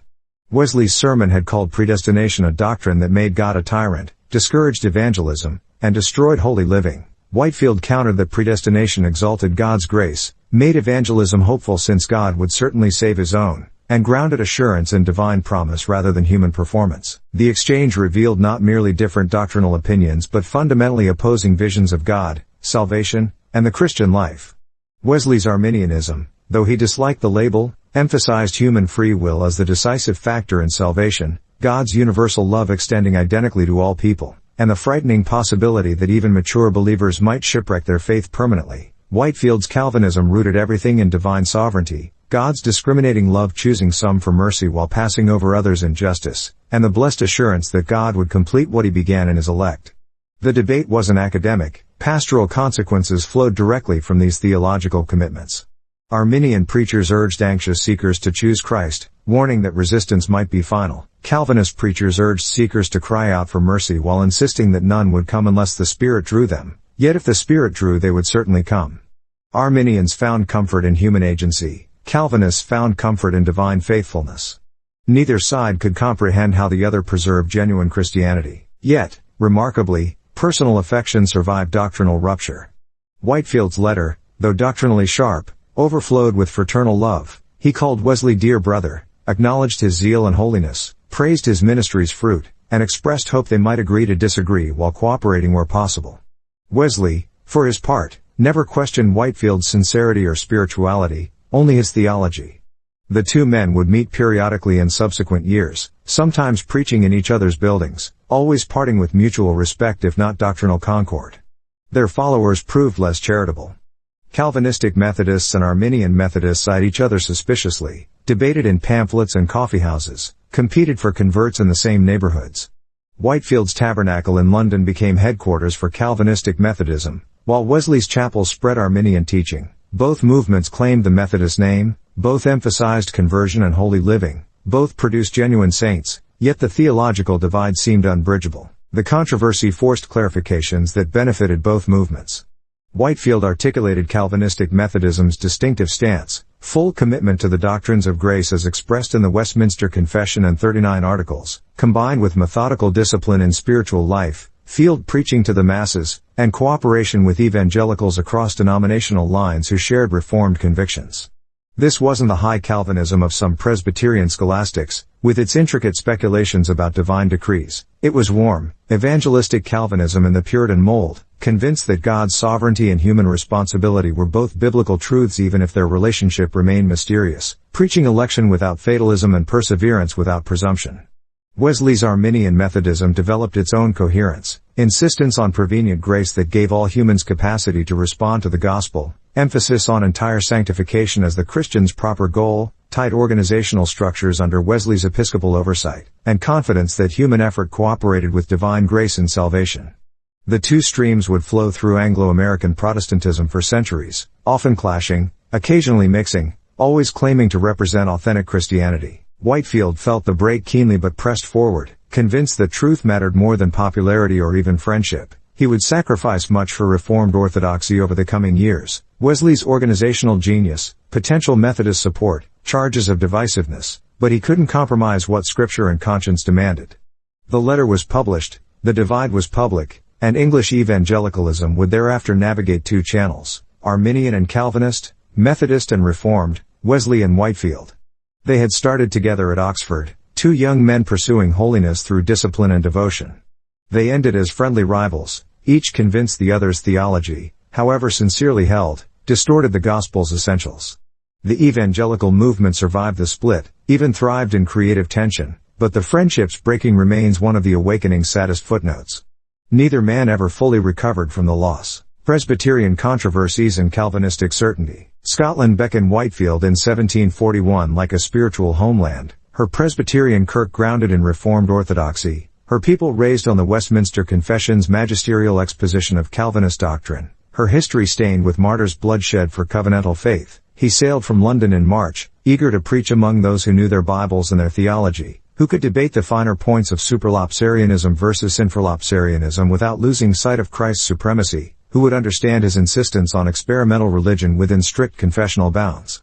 The voyage took weeks, North Atlantic swells tossing the ship while Whitefield studied scripture and corresponded with supporters about Bethesda's mounting debts, and when he finally landed at Leith in early April, Edinburgh's cold granite architecture and persistent drizzle reminded him that Scotland bred hardy souls, spiritual toughness forged in centuries of Catholic persecution, English invasion, and internal Presbyterian disputes. He preached first at St. Giles, the high kirk where Knox had thundered Reformation truths 2 centuries earlier, and the congregation received him warmly if cautiously, Scottish reserve tempering their enthusiasm while they measured this Englishman against their rigorous standards. The Erskine brothers, Ralph and Ebenezer, represented Scottish Presbyterianism's strict subscription wing, ministers who had seceded from the Church of Scotland over its laxity in doctrine and discipline, forming the Associate Presbytery committed to uncompromising adherence to Westminster standards and Covenanter principles. They welcomed Whitefield initially, recognizing a kindred Calvinist, and he preached in their churches, marveling at congregations who took notes during sermons and debated theological minutiae over meals. But tensions emerged quickly.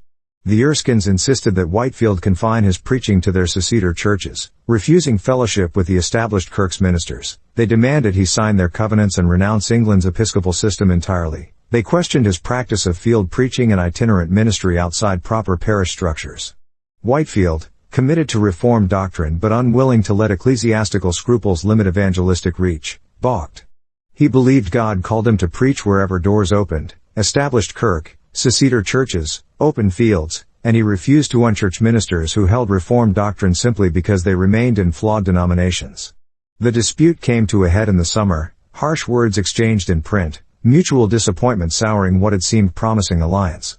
The Erskines concluded Whitefield was too latitudinarian, too willing to compromise on church government. Whitefield concluded they were too narrow, missing gospel opportunities for the sake of ecclesiastical purity. Yet Scotland's spiritual landscape proved more fertile than Edinburgh's grey stone suggested. Revival erupted at Cambuslang, a parish outside Glasgow, in early 1742 under William McCulloch's ministry, and Whitefield hurried there to witness what he believed was God's sovereign work. Cambuslang's communion seasons, those massive outdoor gatherings where Scottish Presbyterians celebrated the Lord's Supper after days of preparatory sermons, swelled to tens of thousands as word spread about the awakening. People walked from miles around, camping in fields, attending services that ran from dawn past midnight, weeping under conviction of sin and rejoicing in assurance of grace. Whitefield preached to the multitudes, his voice carrying across Scottish moors as it had across English commons and American fields, and he marveled at the intensity of Scottish piety. These people knew their shorter catechism cold, could recite Westminster chapter and verse, understood covenant theology's intricate framework, yet many testified they had never experienced the new birth until the Spirit worked powerfully at Cambuslang. The communion itself became sacrament as the Puritans understood it, not bare memorial but means of grace, visible word confirming what preaching declared, occasion for self-examination and renewed covenanting with God. Thousands partook, row after row of communicants kneeling at long outdoor tables while ministers distributed bread and wine, the scene simultaneously solemn and joyful, reformed propriety meeting evangelical fervor. This was Calvinistic Methodism finding its expression in Scottish soil. Strict adherence to Westminster orthodoxy paired with warm experiential preaching, doctrinal precision yoked to evangelistic urgency. Whitefield articulated his vision repeatedly during these Scottish tours. Christianity required both right doctrine and genuine experience, both sound theology and spiritual life, and where the two met, revival flourished. He explained to Scottish audiences the connection between Reformed doctrine and pastoral care. Election, far from producing fatalism, inspired both humble gratitude, since salvation was God's gift, and evangelistic confidence, since God would certainly gather his elect. Limited atonement, properly understood, meant Christ's death possessed infinite value for those he intended to save, not that his sacrifice was somehow insufficient. Irresistible grace meant the Spirit overcame resistance when he willed, not that humans were machines without volition. Perseverance meant God preserved his saints, not that believers could presume on grace while living carelessly. These doctrines, he insisted, formed the backbone of true evangelical faith, protecting against both Arminian self-reliance and antinomian license. His alliance with the Countess of Huntingdon deepened during this period, a partnership that would define English Calvinistic Methodism for decades. Selina Hastings, Countess of Huntingdon, aristocrat-turned-evangelical patron, had embraced Whitefield's theology after her conversion and now used her wealth and social position to advance the Reformed cause, building chapels, funding itinerant preachers, opening her London mansion for services attended by nobility curious about the evangelical movement. She appointed Whitefield as one of her chaplains, providing financial support and legal cover for ministry that Anglican bishops increasingly opposed. Her connection, as it became known, operated parallel to the Church of England, maintaining formal loyalty while functioning independently, establishing chapels where Calvinistic Methodist preaching could thrive without ecclesiastical interference. Whitefield preached regularly at her chapels in London, Brighton, and Bath, adapting his style slightly for upper-class audiences without compromising content. Aristocrats needed the new birth as desperately as coal miners, and Reformed doctrine applied equally to drawing rooms and fields. Scotland became recurring destination in Whitefield's itinerant pattern, second only to America in his affections, and he returned multiple times throughout the 1740s. Each tour reinforced connections with sympathetic Presbyterian ministers, expanded the Calvinistic Methodist network, and confirmed his conviction that Reformed theology, properly preached, possessed power to awaken even hardened Enlightenment-era Scotland. The Erskine controversy faded into sad memory, but lessons remained. Whitefield would cooperate with any who preached Reformed doctrine and evidenced spiritual life, regardless of denominational machinery, while never abandoning Reformed confessionalism for the sake of broader unity. His vision was both narrower and broader than most of his contemporaries, narrower in doctrinal specificity, insisting on the full Reformed package, but broader in ecclesiastical flexibility, willing to work across denominational lines for gospel advance. Scotland's Presbyterians taught him that Calvinism without warmth bred cold orthodoxy, but warmth without Calvinism bred shallow enthusiasm. The two must marry for genuine revival. The Cambuslang communion tables, he believed, demonstrated that union perfectly. Marriage, Scotland, and transatlantic pulpits. November 14, 1741, marked an unlikely wedding at Caerphilly in Wales. George Whitefield, 27, itinerant evangelist with no permanent address and minimal income beyond uncertain offerings, married Elizabeth James, a Welsh widow 10 years his senior, in a ceremony that satisfied respectability while changing little about his relentless travel schedule. The match was practical rather than romantic. Whitefield needed a wife to manage household matters and lend propriety to mixed gatherings, and Elizabeth, converted under Howell Harris's ministry and committed to Calvinistic Methodism, understood the call she was accepting. Marriage to a man whose true bride was the Church Universal, whose passion was preaching, whose domestic life would always come second to souls. She managed his correspondence, copied his sermons, greeted visitors at whatever temporary lodging they occupied, and endured long separations as he crossed oceans and rode circuits. Contemporaries described her as pious and capable if not particularly warm, a helpmeet suited to the peculiar demands of itinerant ministry.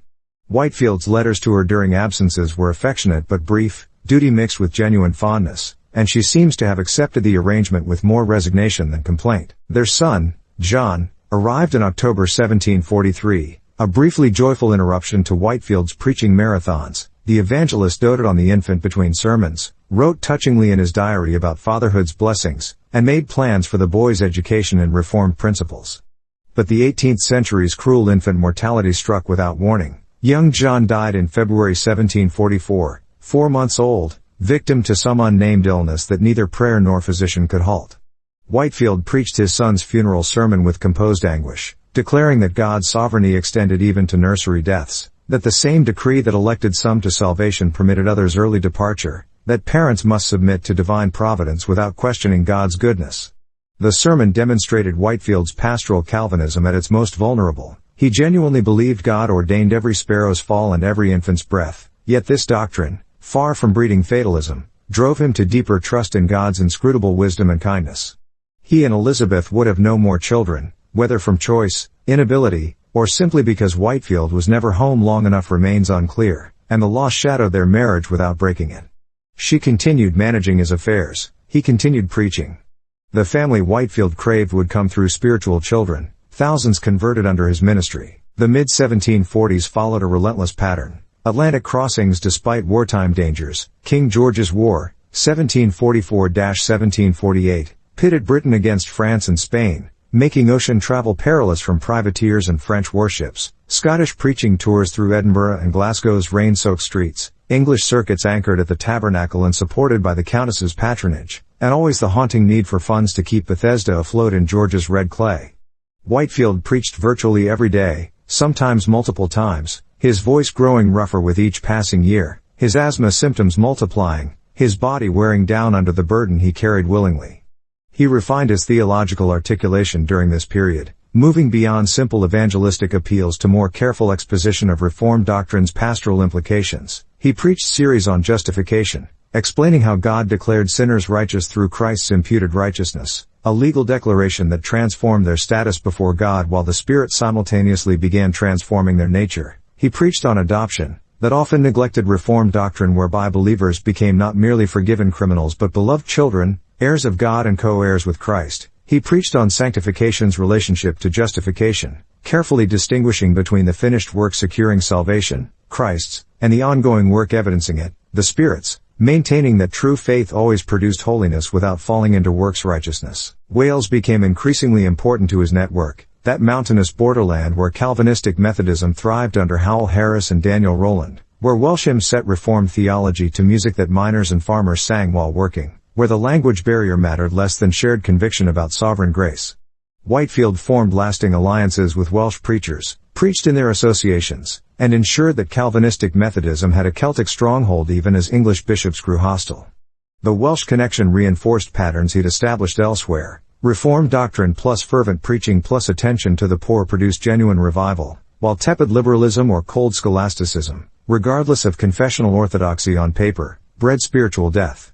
He was convinced that Calvinism divorced from evangelistic zeal betrayed its own principles. If God had elected a people, preachers must search for them. If Christ died for his sheep, ministers must gather them. If the Spirit worked effectually, evangelists could preach with confidence that some would respond. Through these turbulent years, Whitefield's reputation solidified. He was the English-speaking world's most famous preacher, drawing crowds from Scotland to Georgia, published in multiple languages, referenced in poems and satires, loved and loathed in equal measure. Critics mocked his dramatics, actors studied his technique, Garrick allegedly saying he'd give 100 guineas to deliver O. Like Whitefield, questioned his sincerity, and charged him with sowing discord among settled churches. Defenders pointed to conversions, to changed lives, to renewed churches, to the indisputable fact that this man, more than any other, had sparked religious revival across the Atlantic world. Whitefield himself deflected both praise and criticism, insisting he was merely God's instrument, chosen before time for this specific work, enabled by grace to preach to multitudes who would have scorned him otherwise. His Calvinism wasn't theoretical, he lived it daily, attributing every success to sovereign mercy, every failure to remaining sin, constantly cycling between exultant confidence when crowds responded and deep humility recognizing his own unworthiness. Bethesda's debts mounted, Elizabeth grew weary, his body weakened, yet he pressed on, convinced that God who began this work would sustain it to the end. The 1740s closed with Whitefield still itinerating, still preaching Reformed doctrine to anyone who would listen, still drawing immense crowds, still generating controversy, and still certain that nothing mattered more than the gospel of grace he had believed and proclaimed for 25 years. The storms continued, the schisms multiplied, but the voice endured. Bethesda's burden and empire's expanse, 1748-1758. The orphanage's debts and dreams. The ledgers told a story Whitefield could not preach away.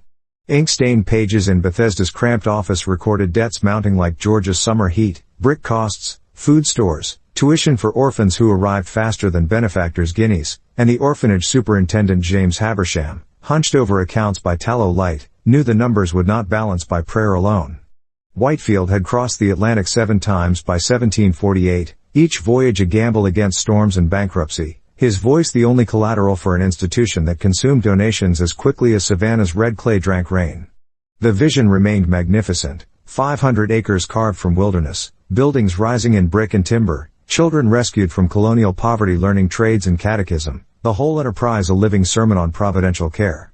Yet Providence, it seemed, required perpetual fundraising. He stood on British docks in late 1748, preparing for another crossing, the weight of Bethesda's survival pressing harder than the November winds off the Thames. He was 34 years old, famous across the English-speaking world, and perpetually short of funds for orphans nobody else wanted. The contradiction gnawed at him in quieter moments. He who could draw 20,000 to Moorfields Common could barely scrape together enough to feed 50 children. But such was the economy of revival, where crowds gave shillings for sermons and pounds were reserved for parish repairs. Bethesda needed transformation, not charity. It needed to produce, to earn, to stand on Georgia soil as proof that evangelical fervor could build as well as convert. The architectural ambitions had grown with the years. Original wooden structures, sufficient for emergency shelter in 1740, now sagged under coastal humidity and the traffic of expanding operations. By 1748, Whitefield envisioned brick dormitories, a chapel with a proper steeple, workshops where orphan boys could learn carpentry and blacksmithing, fields that would yield corn and cotton enough to feed the institution and fund its mission. He walked Bethesda's grounds during southern tours, mud sucking at his boots, the Atlantic breeze carrying marsh salt and pine resin, mentally calculating what each improvement would cost in London subscriptions or Philadelphia collections. The orphans themselves, some arriving as infants left at the gate, others as older children whose parents had died from fever or frontier violence, watched him pass with the reverence reserved for distant fathers, their futures bound to his ability to keep speaking and keep raising funds. Habersham managed the daily realities with Scottish precision. A merchant by training and a convert by Whitefield's preaching, he had assumed superintendence of Bethesda in 1740 and discovered that orphanages required bookkeeping as much as benevolence. He tracked every bushel of rice, every yard of cloth, every hour of instruction given by the schoolmaster whose salary perpetually ran 3 months in arrears. His letters to Whitefield, crossing the Atlantic on the same ships that carried the evangelist himself, documented triumphs and failures with equal economy. 6 new orphans received in March, the roof of the east wing needing repair by June, a donor in Charleston promising an annual gift if Beth said would take his late sister's children. The partnership worked because each man understood his role. Whitefield brought the vision and the donors, Habersham made it function through competence and compromise. Yet the financial model remained fundamentally unstable. An orphanage dependent on the preaching schedule of one man, even a man whose voice carried like Whitefield's, could not guarantee long-term survival. Every illness that weakened his lungs, every storm that delayed a crossing, every theological controversy that alienated potential benefactors represented an existential threat to Bethesda's future. Whitefield knew this, felt it in his chest during bouts of breathlessness that left him gasping after sermons, understood that his mortality and Bethesda's mortality were uncomfortably entwined. He needed the orphanage to become self-sufficient, and self-sufficiency in colonial Georgia meant agriculture on a scale that required labor beyond what orphan boys and a few hired men could provide. The numbers haunted his transatlantic journeys. 500 acres, barely a tenth under cultivation, crops requiring planting, tending, harvesting in a climate that defeated English laborers unused to southern heat, markets in Savannah where rice and cotton fetched prices that could fund a year's operations if only production could scale. He watched other Georgia plantations, those established by wealthier colonists with longer timelines and fewer scruples, transform wilderness into profit through methodical expansion and systematic labor management. The comparison stung. Bethesda, founded on providential trust and evangelical zeal, limped along on subscription lists while secular enterprises flourished through economic rationality. The buildings rose anyway, testament to determination and debt. By 1750, brick walls replaced wooden key structures. The main dormitory housed 60 orphans in conditions that, while Spartan, exceeded the poverty from which most had come. A schoolroom with actual desks and slates gave older children instruction in reading, writing, arithmetic, and the Westminster Shorter Catechism, the questions and answers drummed into memory through repetition and occasional discipline.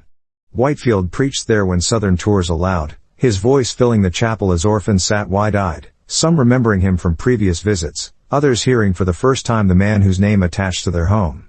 He told them stories of providential care, of how God raised up Hagar's son in the wilderness, of how the widow's oil multiplied, of how ravens fed Elijah, and did not tell them how close Bethesda teetered to closure each quarter when bills came due. The dream expanded even as finances contracted. Whitefield spoke of making Bethesda a college, a seminary, a center of learning that would train ministers for the colonies and send missionaries to the frontier. The vision captured donors' imaginations more readily than appeals for orphan clothing, and he pursued it with the same intensity he brought to field preaching. But colleges required endowments, libraries, faculty salaries, resources that made orphanage funding seem trivial by comparison. The gap between vision and reality widened with every crossing, every sermon, every ledger Habersham balanced with increasingly creative accounting. By 1751, the tension reached a crisis point. Bethesda's debts exceeded £4,000, a sum that would take years to repay even if every crossing yielded maximum collections. The orphanage stood, Physically solid but financially hollowed, its future dependent on Whitefield's next sermon, his next crossing, his next appeal to benefactors who had already given more than anyone expected. He needed a solution that did not require his constant presence, a revenue stream independent of his voice. The answer, when it came, would satisfy economics while betraying principles he had once defended. Slave petition and Southern contradictions. The correspondence Whitefield sent between 1747 and 1749 to Georgia's trustees and colonial officials urged the legalization of slavery in a colony that had banned the practice since its founding. His reasoning combined economic necessity, agricultural productivity, and what he portrayed as evangelical opportunity. Enslaved Africans, he argued, could be brought to Christian knowledge while providing the labor Bethesda required for self-sufficiency. The case unfolded with the same logical structure he applied when defending predestination or expounding on the new birth, each point leading toward what he considered an unavoidable conclusion, and it exposed a blindness that no measure of theological brilliance could dispel. He who could dissect human depravity in sermons that left audiences weeping somehow failed to perceive the depravity embedded in the institution he now supported. The contradiction ran deeper than mere inconsistency. Whitefield had preached to enslaved people throughout the southern colonies, his voice carrying across plantation yards where black and white listeners stood separated by custom if not by law. He had denounced cruelty in sermons that made overseers uncomfortable, insisting that enslaved souls possess the same capacity for grace as their masters, that the gospel recognized no distinction between bond and free in matters of salvation. His letter to Maryland planters in 1740 remains a stinging rebuke of plantation violence. Masters who beat enslaved people with no more thought than they gave to whipping horses would answer to God for such cruelty. Yet here, less than a decade later, he petitioned for slavery's legalization in Georgia, not despite his theological convictions but, in his mind, because of them. The reasoning revealed the contortions conscience could perform when economic pressure met cultural assumption. Enslaved laborers, Whitefield argued, would actually benefit from life at Bethesda compared to other plantations. They would receive Christian instruction, attend worship, hear the gospel preached by a man who believed in their soul's eternal value, a better fate, he convinced himself, than laboring for masters who viewed them as mere property without spiritual dimensions. The logic was simultaneously sincere and monstrous. He would own people in order to save them, would bind their bodies to free their souls, would participate in an evil system while claiming to mitigate its worst effects. That he could not see the fundamental wrongness, could not recognize how thoroughly economic need had clouded his moral vision, stands as one of history's clearer examples of how good people collaborate with wicked systems. Parliament revised Georgia's founding charter in 1750, and slavery became legal effective the 1st of January 1751. Bethesda's financial salvation arrived through legislative permission to purchase human beings. Whitefield wasted no time. By spring, enslaved workers cleared additional acreage, planted rice in low-lying fields that remained flooded most of the year, tended cotton rows that stretched toward the pine forest's edge. The labor transformed Bethesda's agricultural output within a season. What orphan boys and hired hands had struggled to accomplish over years, enslaved workers achieved through forced efficiency and dawn-to-dusk toil. The ledgers that had shown only debts began recording modest profits. Habersham's reports to Whitefield carried news of successful harvests, expanded cultivation. Finally, after 11 years, the prospect of self-sufficiency. The human cost never appeared in those ledgers. Men and women whose names Bethesda's records reduced to first names and purchase prices, Caesar, Phyllis, Quash, Bella, worked land they would never own, produced crops whose profits funded an institution that offered them nothing but the dubious benefit of hearing Whitefield preach when he visited. He held Sunday services where enslaved and orphan populations worshiped together, the temporary equality of hymnody dissolving the moment the final amen released them back to hierarchies of race and status. Whitefield genuinely believed he was offering something valuable, that spiritual instruction compensated for physical bondage, that souls mattered more than bodies, a theology that allowed him to sleep at night while owning human beings. The letters he wrote defending slavery reveal a mind capable of extraordinary theological subtlety and breathtaking moral blindness operating simultaneously.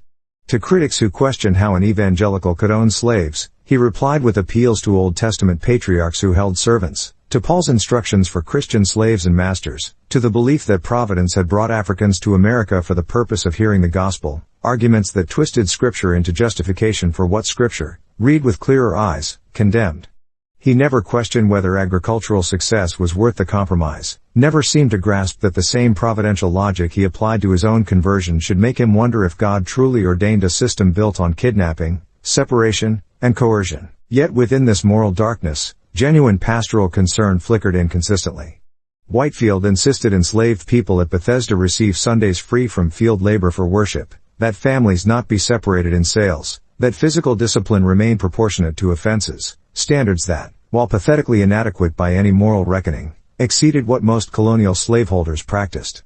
He preached to enslaved audiences with the same intensity he brought to white congregations, his voice carrying conviction that salvation knew no racial distinctions, his theology insisting that God elected black and white sinners alike according to sovereign grace that required no human worthiness. The result was a complicated legacy. Whitefield's preaching planted seeds of African American Christianity that would eventually produce Denmark Vesey's biblical abolitionism and Nat Turner's prophetic judgment. Even as his ownership participated in the system both men would die opposing. The influence on early black Christianity in America runs through Whitefield's contradictions like a river finding its way through a broken landscape. Enslaved listeners heard him proclaim a gospel that granted them spiritual dignity even as social practice denied them basic human rights. They absorbed his Calvinism, the doctrines of election, perseverance, providential sovereignty, and turned those very doctrines against the system that enslaved them, reasoning that if God chose whom he would regardless of human status, then racial hierarchy had no divine sanction. Whitefield never made that connection himself, never followed his own theology to its logical conclusion about slavery's wickedness, but the seeds he planted grew in directions he did not anticipate. By 1755, Bethesda operated with the grim efficiency of a successful plantation. Orphans continued arriving, received education and training, aged out into colonial society with skills and catechism sufficient to survive as artisans or farmers. The institution Whitefield had founded on providential faith now ran on enslaved labor, its survival purchased at a cost he declined to calculate. He crossed the Atlantic, preached to crowds, collected funds for Bethesda's expansion, and owned human beings without apparent cognitive dissonance, a man of profound spiritual insight and profound moral failure inhabiting the same soul. The judgment of history comes easier than understanding how he justified it to himself. We stand on the far side of abolition, can see clearly what Whitefield's cultural immersion obscured, and recognize the evil he called necessity. Yet understanding requires acknowledging that he was neither uniquely wicked nor unusually hypocritical by his era's standards. Thousands of ministers, including many who opposed slavery in principle, owned enslaved people, and few experienced the crisis of conscience modern sensibilities expect. Whitefield's failure was not singular but representative, a reminder that proximity to divine truth guarantees neither moral clarity nor ethical courage, that theological orthodoxy can coexist with practices that mock the gospel it claims to serve. The contradiction would shadow his remaining years, the man who preached freedom in Christ while denying freedom to those who tended his fields. The grand itinerant's middle years. The pattern of Whitefield's life in the 1750s took on the rhythm of perpetual motion. He crossed the Atlantic as frequently as some men cross their parish boundaries, his itinerancy not a phase but a permanent vocation, his pulpit wherever crowds gathered. Scotland knew his voice as well as London, Philadelphia as familiarly as Bristol, and in between stretched roads that wore away his health even as they extended his influence. He was, in the decade's middle years, the English-speaking world's most recognizable preacher, a man whose arrival in any port town guaranteed overflowing churches and outdoor assemblies that stopped commerce. Yet he remained fundamentally homeless, a pilgrim without parish, always returning to places he never quite inhabited. The British circuit anchored his schedule with clockwork regularity. Each year found him moving through provincial towns, cathedral cities, and coal mining villages where Methodism had taken root during the Awakening's early fervor. He preached in established churches when clergy permitted, in rented halls when they refused, in open fields when no other venue sufficed. His voice, though showing signs of strain from 2 decades of near-constant use, still carried the peculiar penetrating quality that made even his whispers audible to crowds, a phenomenon Franklin had tried to calculate with scientific precision and audiences experienced with something approaching religious awe. The sermons themselves had mellowed slightly, where youthful preaching emphasized terror and urgency, middle-aged proclamation balanced judgment with pastoral warmth, the new birth remaining central but presented with awareness that conversion was God's work rather than human manufacture. The Moorfields Tabernacle, rebuilt in brick in 1753, became his London headquarters, a permanent structure replacing the temporary wooden building that had served since 1741. The new building seated 3,000 under a roof supported by timber beams thick enough to bear Georgia pine, its galleries rising in horseshoes around a central pulpit that stood like a captain's bridge above the congregation. Whitefield preached there most Sundays when in London, his voice bouncing off plaster walls that trapped heat in summer and cold in winter. The packed humanity of evangelical London, merchants and laborers, widows and scholars, the poor who arrived first to claim front seats and the fashionable who sent servants to hold pews, united in temporary equality before the word. The tabernacle's construction cost more than Bethesda's debts, funds raised through subscriptions that came easier for London brick than Georgia orphans, a reality that did not escape Whitefield's notice even as he gratefully occupied the pulpit. Tottenham Court Road Chapel opened 3 years later, in 1756, a second London base positioned north of the city proper, where fields gave way to the expanding metropolis and roads carried traffic toward provincial destinations. The chapel served working-class neighborhoods that rarely attended Moorfields, its architecture simpler, its congregation scrappier, its location strategic for reaching London's perpetually arriving poor. Whitefield conceived it as an anchor for the Countess of Huntingdon's connection, that loosely organized network of Calvinistic Methodist chapels emerging as a distinct movement within English evangelicalism, not quite Anglican despite ordination, not quite dissenting despite irregularity, occupying the same theological and ecclesiastical borderlands Whitefield himself inhabited. He preached there on weeknights, his sermons shorter but no less intense, the venue's intimacy allowing pastoral applications that massive crowds at Moorfields made impossible. The Countess herself, Selina Hastings, whose title and fortune she deployed for evangelical purposes with strategic precision, had become Whitefield's most important English patron, her drawing rooms hosting evangelical aristocrats, her purse funding chapels across England and Wales, her social position lending respectability to a movement that parish clergy dismissed as enthusiasm. Their relationship remained properly formal, titles and courtesy masking a partnership built on shared Calvinist conviction and mutual recognition that the established church would not accommodate their vision. She provided legitimacy and resources, he provided the preaching that drew crowds and conversions. The connection they built together never achieved the organizational coherence of Wesley's Methodism, never developed central governance or systematic discipline, but it planted evangelical Calvinism in scores of communities where Anglican indifference had left spiritual vacuums. Scotland claimed him repeatedly throughout the decade, his tours there assuming an almost pastoral character despite covering hundreds of miles. He preached in Edinburgh's high-ceilinged halls, Glasgow's merchant district, the Highland towns where Presbyterian rigor met evangelical warmth in a synthesis Whitefield found more congenial than English compromise. The Scottish awakening of the 1740s had cooled but not disappeared, its effects visible in packed communion seasons, in debates over strict subscription to the Westminster Confession that divided seceders from the established kirk, in the emergence of evangelical ministers who combined Reformed orthodoxy with experimental religion. Whitefield's Calvinism played better in Scotland than in England, his emphasis on divine sovereignty and effectual grace fitting naturally with Presbyterian theology, his extemporaneous preaching style bridging the gap between written sermon tradition and revival urgency. Yet the physical toll accumulated with each crossing, each journey, each sermon preached in rain or heat or the drafty cold of stone churches that lacked heating beyond bodies pressed together. Whitefield's letters from the 1750s document increasing respiratory distress, asthma that left him gasping after sermons, coughing fits that interrupted preaching, breathlessness that made climbing pulpit stairs an ordeal, symptoms he attributed to overwork and ignored with the logic of a man who believed usefulness mattered more than longevity. Friends urged rest, physicians prescribed less strenuous schedules, but the orphanage needed funds and souls needed hearing the gospel, and Whitefield could not imagine ceasing while breath remained. "I had rather wear out than rust out," he would write, a motto that summarized both his dedication and his refusal to acknowledge limits. The Atlantic crossings continued despite mounting evidence that each voyage shortened his life. 7 times he had crossed by decade's end, each journey a gamble against storms that could sink ships without trace, against icebergs that appeared like white mountains in North Atlantic fog, against the simple statistical reality that most transatlantic travelers eventually drowned. He sailed anyway, driven by Bethesda's needs and American invitations, his cabin a floating study where he wrote sermons and letters while the ship pitched beneath him, where he prayed through fears that even practiced faith could not entirely suppress.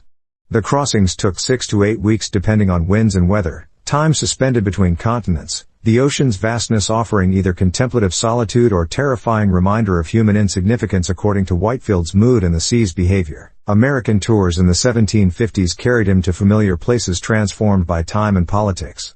Philadelphia remained friendly, though Franklin's personal regard no longer translated into uncritical printing of every sermon. New England's churches divided between old lights who blamed the awakening's excesses on itinerant preaching and new lights who credited Whitefield with saving a generation from formalism. He navigated the divisions with diplomatic care, preaching where welcome, avoiding controversy where possible, maintaining friendships with figures like Jonathan Edwards even as theological and ecclesiastical alignments shifted. The southern colonies, where Bethesda stood as his most tangible legacy, welcomed him with the complicated reception due a man who owned slaves and preached against cruelty simultaneously, gratitude and discomfort inhabiting the same audiences. The decades accumulated strain showed in correspondence that increasingly mentioned health, in a body growing heavier even as energy diminished, in the need for assistants who handled logistics Whitefield once managed himself. He passed 40 in 1754, middle-aged by any reckoning, old by the standards of men who had preached outdoor sermons in all weather for 20 years. Yet he continued with an intensity that suggested he knew, perhaps more clearly than he admitted, that time was finite and the work remained unfinished. Bethesda needed endowment, the connection needed chapels, America needed continued revivals, and England needed reminding that the gospel offered more than moralism and respectability. The middle years ended with Whitefield still moving, still preaching, still crossing oceans as though the activity itself, rather than any destination, constituted his purpose. He had become what he always intended, a voice for reformed experiential Christianity, carried on wind across fields and ocean, wearing away the body that produced it but leaving echoes that would outlast his mortality. Chapter 7, Fading Voice, Widening Shadow, 1758-1768. Elizabeth's death and solitary roads. The news reached Whitefield during a Scottish tour in August 1768, a letter from London arriving at whatever manse currently hosted him, the ink revealing what he had known was coming but refused to fully acknowledge. Elizabeth was dead, buried before his return was possible. Their 27 years of marriage concluded while he preached to strangers 300 miles from her bedside. She had died on the 9th of August in the London house they rarely shared, her final illness brief but decisive, the details sparse in the letter's formal language. Whitefield read it alone, per his custom with painful correspondence, and however grief affected him remained private, consigned to prayers and the kind of solitary weeping that leaves no record for historians to examine. Their marriage had been, by all accounts, more partnership than passion. A union formed in 1741 when Whitefield was 26 and Elizabeth James a Welsh widow 10 years his senior. The arrangement as much practical as romantic. He needed a companion who understood itinerant ministry's demands, she needed security and perhaps shared his evangelical convictions, and whatever love developed came from compatibility rather than courtship's intoxication. They had produced one son, John, born in October 1743 and dead by the following February, the infant's brief life consuming Elizabeth's energy and hope in ways the marriage never recovered from. Afterward, she accompanied Whitefield on some journeys but increasingly remained in London or at the houses of evangelical friends, her health fragile, her temperament apparently ill-suited to the perpetual motion that defined her husband's existence. The marriage worked precisely because it demanded little. Whitefield traveled, Elizabeth managed what domestic life existed, and affection sufficient to sustain the arrangement persisted even as intimacy remained elusive. Her death left him technically free to remarry, practically free to continue as he always had, crossing oceans, preaching, raising funds, but it also removed the last human connection that tied him to ordinary domestic experience, the final thread binding him to life beyond pulpits and crowds. He was 53 years old, increasingly aware of his own declining health, and now without even the minimal family structure his marriage had provided. Friends noticed a deepening solemnity in sermons preached after August 1768, a more frequent mention of mortality, a tendency to speak of heaven with the tone of a man who expected arrival sooner than later.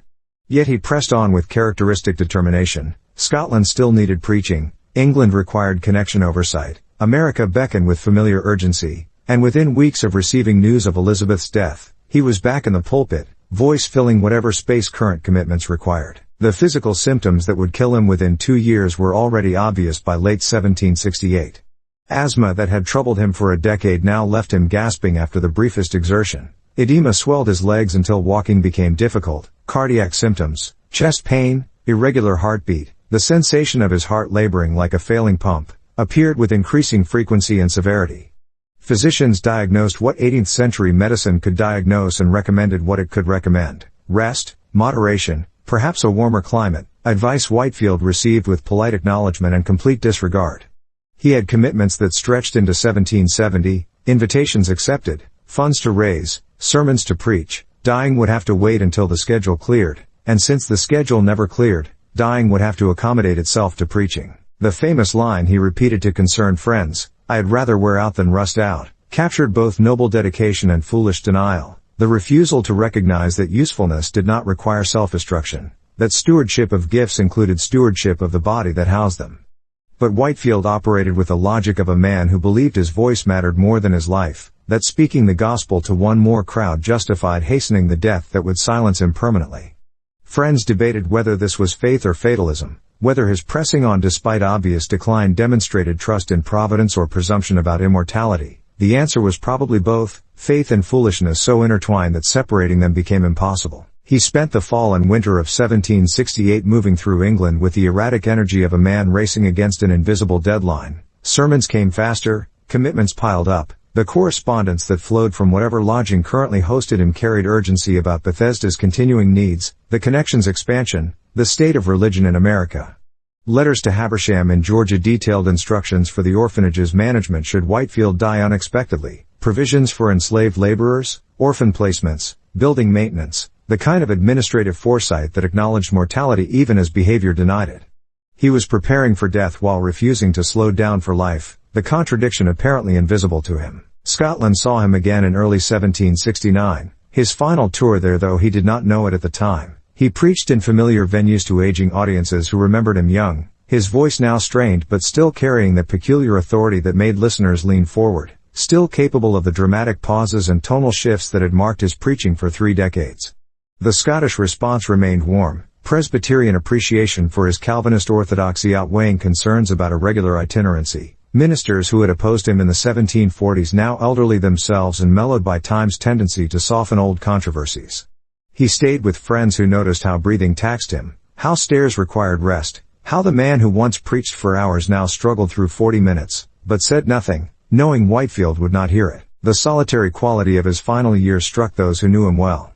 Without Elizabeth, without children, without a settled parish or permanent home, Whitefield inhabited a kind of ministerial loneliness that crowds could not penetrate. He was surrounded by admirers and attended by assistants but fundamentally alone, his closest relationships mediated through correspondence rather than daily presence, his deepest connections to people he saw occasionally rather than constantly. The Countess of Huntingdon remained a faithful friend and patron, but their relationship operated through formality that prohibited intimacy. Habersham managed Bethesda competently but at 3,000 miles distance. Wesley, his oldest friend and theological opposite, maintained affectionate correspondence that acknowledged their differences without resolving them. None of these filled the space left by having no home to return to, no family awaiting arrival, no place on earth where he was primarily husband or father rather than preacher. Yet he continued planning as though decades remained. American tour for 1769, returning to places he had visited 6 times before. Scotland again in 1771 if health allowed. Perpetual circuits through England maintaining the connection's momentum. The plans revealed either extraordinary optimism about his physical resilience or profound denial about mortality's approach, more likely the latter, given the evidence his own body provided daily. Friends who urged caution received responses that mixed gratitude with dismissal, Whitefield acknowledging concern while explaining that commitments could not be broken, that God would sustain him for whatever work remained, that fear of death should not paralyze obedience. By summer 1769, preparations for his 7th and final American journey consumed his remaining English months. Arrangements with Habersham about Bethesda's finances, letters to American correspondents announcing arrival dates, the collecting of funds and letters of introduction that facilitated transatlantic ministry, all proceeded despite warnings from physicians who examined him and concluded that another crossing would likely kill him. He boarded ship in the late summer of 1769. His worldly possessions reduced to trunks of clothes and books, his physical condition precarious enough that fellow passengers worried, his determination unshaken by the obvious reality that this voyage would probably be his last. The ocean crossing was difficult, his asthma worsening in the ship's damp air, the rolling motion that usually bothered him little now leaving him confined to cabin for days at a time, unable to eat, barely able to breathe. He reached American shores in October 1769, weaker than any previous arrival, and began the tour that would conclude at Newburyport 11 months later with a grave beneath a pulpit floor. Tottenham Court and London's poor. The chapel at Tottenham Court Road stood where London's northern expanse met open fields, its brick walls and plain windows marking territory claimed for evangelical preaching among neighborhoods the established church largely ignored. Whitefield had opened it in 1756 as a second London base, complementing Moorfields but serving a different population, not the merchants and craftsmen who crowded the tabernacle's galleries, but the working poor who lived in densely packed houses along roads that carried traffic between city and countryside. The location proved strategic for reaching Londoners who would never enter Moorfields, who found the tabernacle's respectable crowds intimidating. who needed gospel preaching delivered in spaces that felt accessible rather than aspirational. Here Whitefield conducted what amounted to parish ministry, the regular rhythms of weekly preaching replacing itinerant drama, pastoral care supplementing platform performance. The congregation that gathered at Tottenham Court reflected London's labouring classes in their variety and precarity, domestic servants whose positions depended on employers' whims, day labourers who found work when available and went hungry when not, widows supporting children through laundering or sewing, the precariously employed and perpetually vulnerable who comprised the majority of England's capital but rarely appeared in accounts written by the comfortable. They came because Whitefield's preaching spoke to their condition without condescension, because the gospel he proclaimed offered dignity that social position denied, because the doctrines of grace, election, effectual calling, perseverance, meant that God's favor did not depend on circumstances that kept them poor. His Calvinism, which critics dismissed as cold determinism, functioned for these listeners as liberating assurance that divine love operated independently of human achievement. The weeknight services Whitefield conducted there from the 1750s onward took on a pastoral warmth that massive outdoor assemblies could never achieve. The chapel's capacity, perhaps 800 when packed, allowed him to see faces rather than masses, to recognize returning listeners, to tailor application with awareness of specific struggles facing the congregation. Sermons preached there addressed practical holiness alongside doctrinal precision, the Christian life in its daily dimensions of temptation and faithfulness, the particular challenges facing believers whose employment remained uncertain and whose neighborhoods offered vice as readily as virtue. He preached on Christ's sufficiency for the anxious, on providential care for the destitute, on perseverance for those whose faith wavered under life's relentless pressures. The charity schools that operated under the chapel's oversight represented Whitefield's attempt to address poverty's generational transmission. The schools provided basic literacy, catechism instruction, and sometimes vocational training for children whose parents could not afford education, breaking the cycle that kept working-class families perpetually illiterate and thus perpetually limited in economic prospects. Whitefield raised funds for these schools with the same intensity he brought to Bethesda appeals, understanding that evangelical faith without practical care remained incomplete, that proclaiming spiritual freedom while ignoring material bondage mocked the gospel's claims.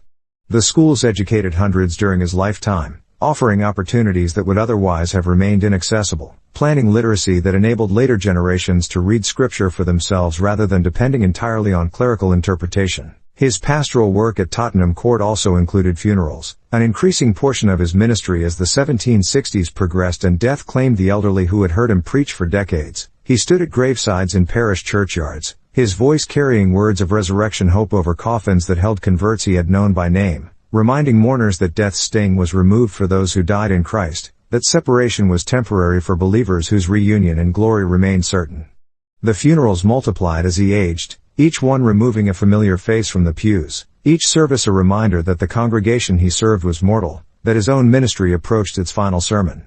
He conducted them with dignity appropriate to grief and hope appropriate to faith, neither minimizing sorrow nor allowing it to obscure Christian confidence in resurrection. The sermons he preached at Tottenham Court in the late 1760s show a mellowing that friends noticed but that did not diminish theological precision or evangelical urgency. He still proclaimed the new birth as absolutely necessary, still insisted on Christ's finished work as the sole ground of justification, still defended Calvinist doctrine against Arminian compromise, but the tone carried pastoral concern more than polemical edge, application that recognized complexity rather than reducing life to binary choices.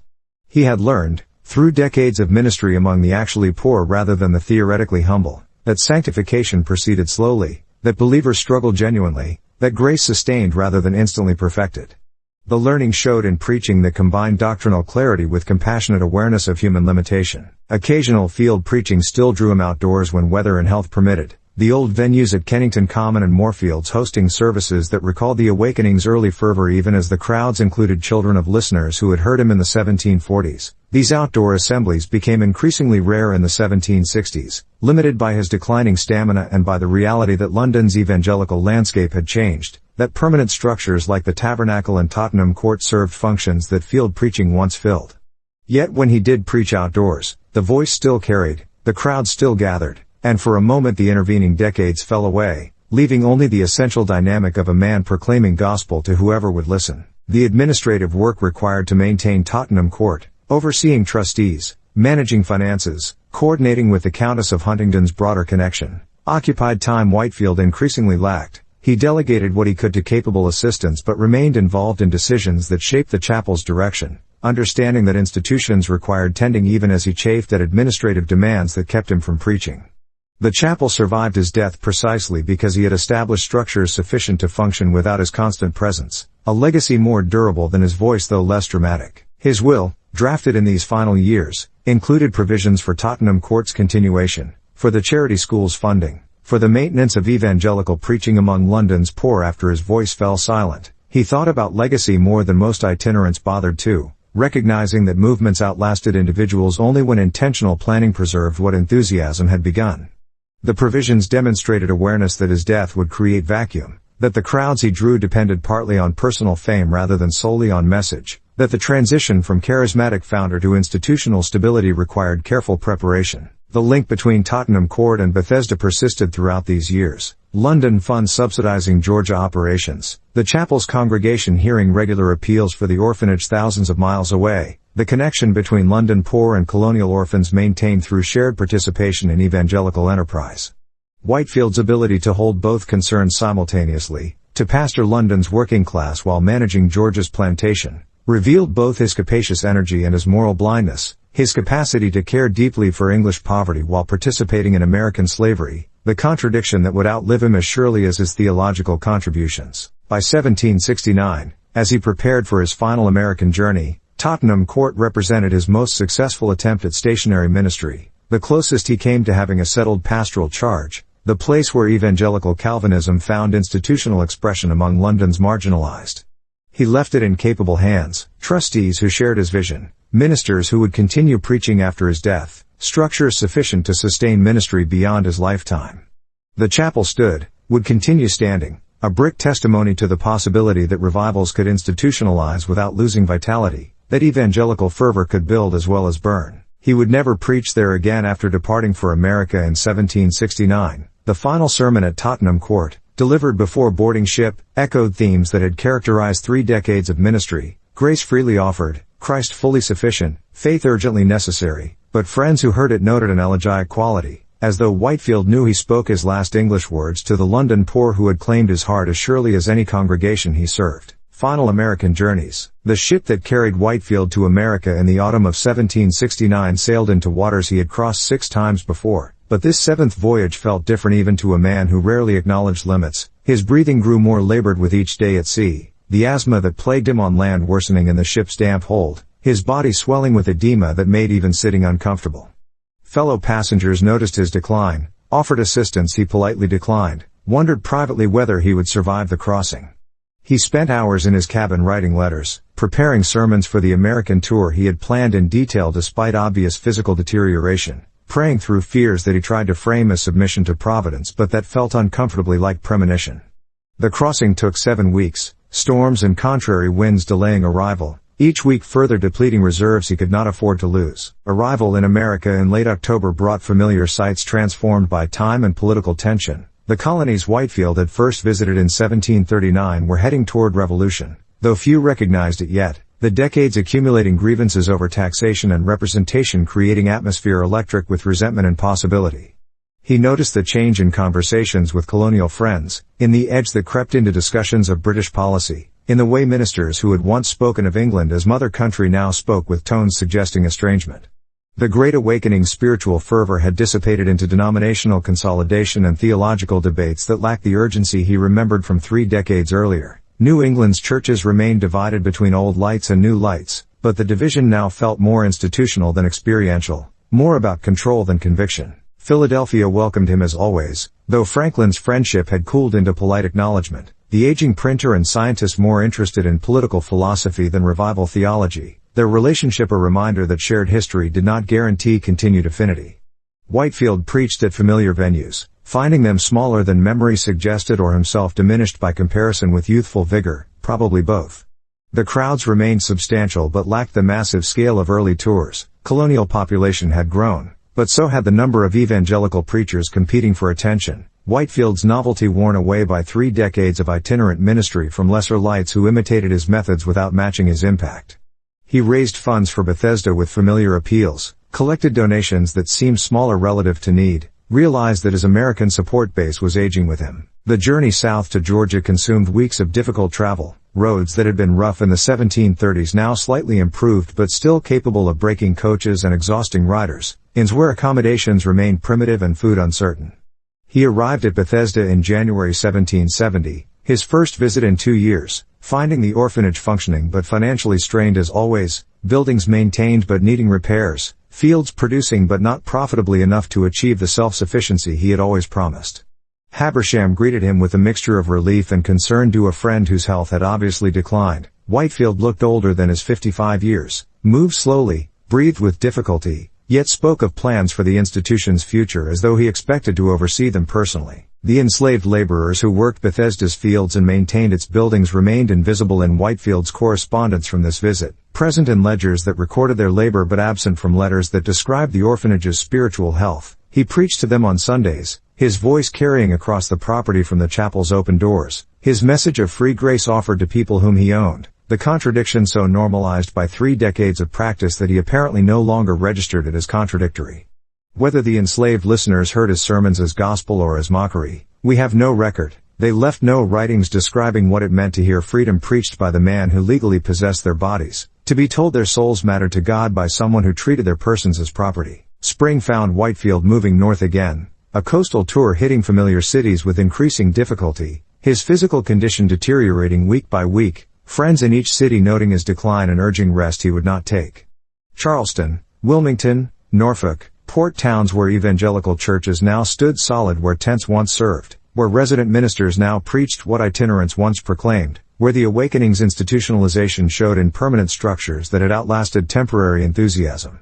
He preached where invited, collected funds for Bethesda, avoided controversy where possible, maintained friendships with ministers who spanned the theological spectrum from high Calvinist to practical Arminian, his mellowing evident in willingness to cooperate across lines that once seemed inviolable. By summer 1770, he had reached the middle colonies again, working his way through New Jersey and Pennsylvania with schedule that showed poor judgment about his remaining strength. Commitments piled up, distances between preaching stops stretched beyond what his health could manage, the gap between what he had promised and what he could deliver widening with each cancelled appearance or abbreviated sermon. Letters to English friends carried tones suggesting he knew the tour would be his last. References to seeing them again qualified with phrases like "if Providence permits" and "should I survive the crossing," the language of a man preparing others for his death even as he refused to prepare himself by slowing down. New England's invitation brought him north in late summer, the region where his American ministry had begun 30 years earlier and where audiences remembered him as the young preacher who had electrified Boston Common, drawn 30,000 to hear open-air sermons, sparked controversies that still divided congregations. He preached at Boston's Brattle Street Church in early September, his voice weak but still capable of filling the sanctuary, his message unchanged in content though delivered with awareness that this might be his final Boston sermon. The city that had seen him young now saw him dying, and both preacher and congregation felt the weight of 3 decades telescoped into a single service. The final stretch of his American tour carried him through Massachusetts and into New Hampshire, small towns and large congregations, audiences who came expecting the Whitefield of legend and found instead an aging man fighting for breath, yet still preaching with a fervor that outlasted his strength. He reached Portsmouth, New Hampshire, on September 29, 1770, intending to preach the next day at Exeter before returning to Boston for his passage to England. Those who saw him that evening doubted he would survive the night. His face was pale and drawn, his breathing labored even at rest, and his legs painfully swollen from advancing dropsy. Yet he refused to cancel the engagement, insisting that God would sustain him for whatever preaching remained. The morning of September 30th found him too weak to travel, and he abandoned the Exeter commitment that should have been cancelled weeks earlier. Instead, he agreed that evening, against every reasonable medical judgment, to preach at Newburyport, 16 miles away, choosing as text 2 Corinthians chapter 13 verse 5, "Examine yourselves, whether ye be in the faith." The same evangelical urgency that had marked his first sermon 34 years earlier now delivered from the parsonage balcony with voice that barely carried to the gathered crowd. The exhortation lasted perhaps 30 minutes, concluding with Whitefield nearly collapsing, supported by friends who helped him back inside where he was staying. That evening, against every reasonable medical judgment, he agreed to preach at Newburyport, 16 miles away. The journey nearly killed him, the wagon ride over rough roads leaving him gasping, but he insisted on continuing, arriving at the house of Reverend Jonathan Parsons as darkness fell. A crowd had gathered, Word having spread that Whitefield would preach, he stood on the parsonage stairs, candle in hand, and delivered what witnesses described as a brief exhortation, his voice gaining strength as he spoke, the old power flickering one final time before exhaustion claimed him. Friends helped him inside, put him to bed, stayed with him through the night as breathing grew increasingly difficult and irregular. By dawn on September 30th, George Whitefield was dead, his voice silenced at last. Chapter 8, Newburyport Soil, 1769-1770. The last tour begins. The September air carried a peculiar weight that autumn of 1770, cool enough to promise relief from summer's burden yet tinged with something the old preacher could not name, perhaps finality, perhaps merely exhaustion. George Whitefield stood on New England's soil for what would prove the final time, his 55 years etched into a frame that had crossed the Atlantic 13 times, preached to millions, and worn itself threadbare in the service of what he believed was gospel truth. His body, that instrument which had thundered from Georgia's pine barrens to Scotland's heathered hills, now wheezed with every breath. The asthma that had plagued him since Oxford's damp halls had settled into his lungs like an unwelcome tenant, and the dropsy swelling his legs made each step a negotiation with pain. He had arrived in America for this fifth and final tour in November 1769, landing once more in the middle colonies before working his way north through the rhythms he knew by heart, the welcoming committees, the hastily arranged outdoor gatherings, the packed meeting houses where people stood 3 deep along the walls and pressed their faces to windows for a glimpse of the grand itinerant. But something had shifted in the landscape itself. Political tensions crackled through the colonies like summer lightning. Talk of Parliament's tyrannies and Boston's resistance threaded through conversations that once centered solely on souls and salvation. Whitefield, ever the loyalist despite his sympathy for colonial grievances, navigated these currents carefully, his sermons maintaining their theological focus even as the world around him tilted toward revolution. The summer of 1770 found him moving through Massachusetts with the determination of a man who sensed his hours numbered yet refused to surrender the field. Portsmouth, Boston, the Connecticut Valley, each town received him with a reverence reserved for patriarchs, though the crowds, while still substantial, no longer swelled to the staggering multitudes of his youth. At 55, Whitefield was ancient by evangelical standards, his voice the living memory of an awakening now 30 years past. The young ministers who gathered around him had learned their trade from his example, and they watched him now with the mingled affection and concern reserved for fathers approaching their end. Saturday, September 29, 1770, dawned clear and unseasonably warm in Exeter, New Hampshire, where Whitefield had agreed to preach once more in the open air. The site chosen was the town common, a level stretch of grass where the people could gather freely without the constraint of walls, and by late morning a crowd of roughly 2,000 had assembled, drawn by word that the great Whitefield would speak. He mounted a makeshift platform, rough planks set across barrels, and surveyed the faces before him, farmers and merchants, mothers with infants in arms, old men who recalled his first tour 30 years before, and young listeners who knew him only by reputation. The sun climbed toward noon. Opening his well-worn Bible, he read from the second epistle to the Corinthians, 13th chapter, 5th verse, "Examine yourselves, whether ye be in the faith. Examine yourselves, whether ye be in the faith," he read, his voice carrying across the common with surprising strength, as if the Spirit granted him one last measure of power for the task at hand. "Prove your own selves. Know ye not your own selves, how that Jesus Christ is in you, except ye be reprobates." The text was vintage Whitefield, direct, searching, urgent, and for 90 minutes he expounded upon it with the same passion that had marked his preaching since that June afternoon 34 years earlier when he first mounted the pulpit at St. Mary de Crypt. He spoke of false professors and genuine converts, of the necessity of the new birth, of Christ dwelling in the heart by faith. He warned against presumption and urged his hearers toward that experimental knowledge of grace which had defined his entire ministry. The theology flowed from him in the old Reformed streams he had drunk deep at Oxford and carried across 2 continents. The absolute sovereignty of divine grace, the utter inability of man to save himself, the particularity of Christ's atonement for the elect, the certainty of perseverance for those truly born again. These doctrines, which had cost him his friendship with Wesley and earned him the enmity of Arminian divines, remained as fixed in his understanding as the hills ringing Exeter's common. He would no more abandon them than he would deny the gospel itself, for to his mind they were the gospel, properly understood. Yet there was nothing cold in his presentation, nothing of the theological abstraction that marked lesser preachers. Whitefield's Calvinism burned with pastoral urgency, each doctrine wielded not as a weapon but as a scalpel to cut through the self-deception that kept sinners from Christ. When he finished, the crowd lingered as if reluctant to disperse, sensing perhaps that they had witnessed something unrepeatable. Whitefield descended from the platform with visible difficulty, leaning on the arm of a local minister, his face flushed and his breathing labored. Several in the crowd remarked afterward that he looked like a man who had spent his last strength, yet his eyes still held that peculiar fire that had never quite dimmed. He accepted a glass of water, spoke briefly with well-wishers, then announced his intention to ride immediately to Newburyport, some 20 miles south, where he was expected to preach that evening at the home of Reverend Jonathan Parsons. The ride proved harder than anticipated. The afternoon heat bore down on the narrow road that wound through salt marshes and stands of pine, and Whitefield, mounted on a borrowed horse, swayed in the saddle like a man half asleep. His companions, alarmed by his condition, suggested postponing the evening engagement, but he refused with a stubbornness that had characterized his entire career. "I must preach," he insisted, his voice barely above a whisper. "While I can speak, I must preach the gospel." They pressed on through the lengthening shadows, reaching Newburyport as the sun touched the Merrimack River's broad estuary, painting the water bronze and gold. The town, prosperous from its shipyards and West Indies trade, spread along the river's south bank. Parsons's parsonage stood on Federal Street, a substantial Georgian structure whose white clapboards glowed in the fading light. Word of Whitefield's arrival spread through Newburyport like wind through dry grass, and within an hour a crowd had gathered at Parsons's door, pressing for admission to the meeting house or at least a word from the famous preacher. Whitefield, however, begged to rest. He was conducted to an upstairs chamber where he collapsed onto the bed fully clothed, his breathing so shallow that Parsons feared he might expire on the spot.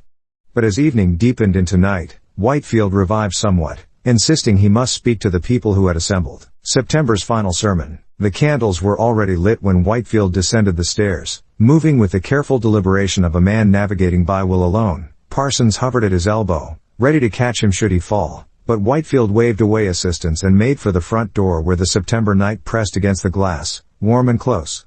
Outside, perhaps 300 people had gathered in the street, their faces illuminated by torches and lanterns, their murmurs falling silent as the door opened and Whitefield appeared on the threshold. He stood there a moment, framed by the doorway's light, his white hair catching the candle glow like a nimbus, and someone in the crowd began to weep. He did not preach, not properly. His voice, that magnificent instrument which Benjamin Franklin had calculated could reach 30,000 souls in the open air, now barely carried to the back of the assembly.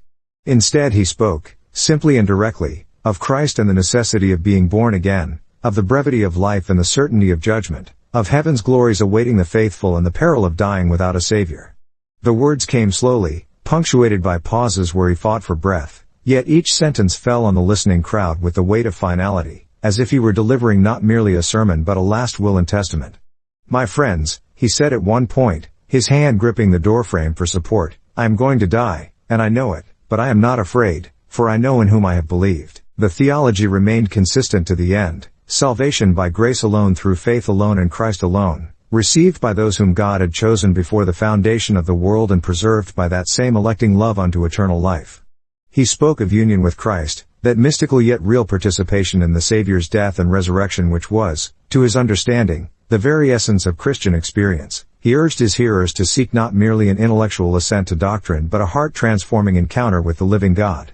"You must be born again," he repeated, the phrase that had defined his ministry from its beginning, now uttered with an urgency sharpened by proximity to his own death.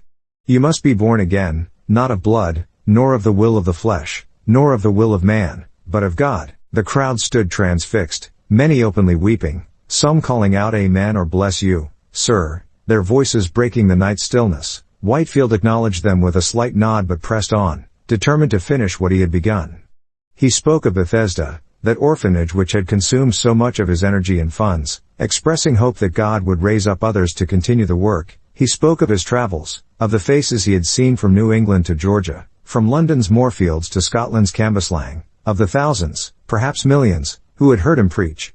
"I have preached Jesus Christ to vast multitudes," he said, his voice gaining momentary strength, "and now I am going to him, to be judged whether I have done it sincerely." There was no false humility in this, no theatrical self-deprecation. Whitefield spoke as a man taking stock before the final accounting, aware that he had been faithful to his calling yet equally aware that faithfulness itself was a gift of grace, not a ground for boasting.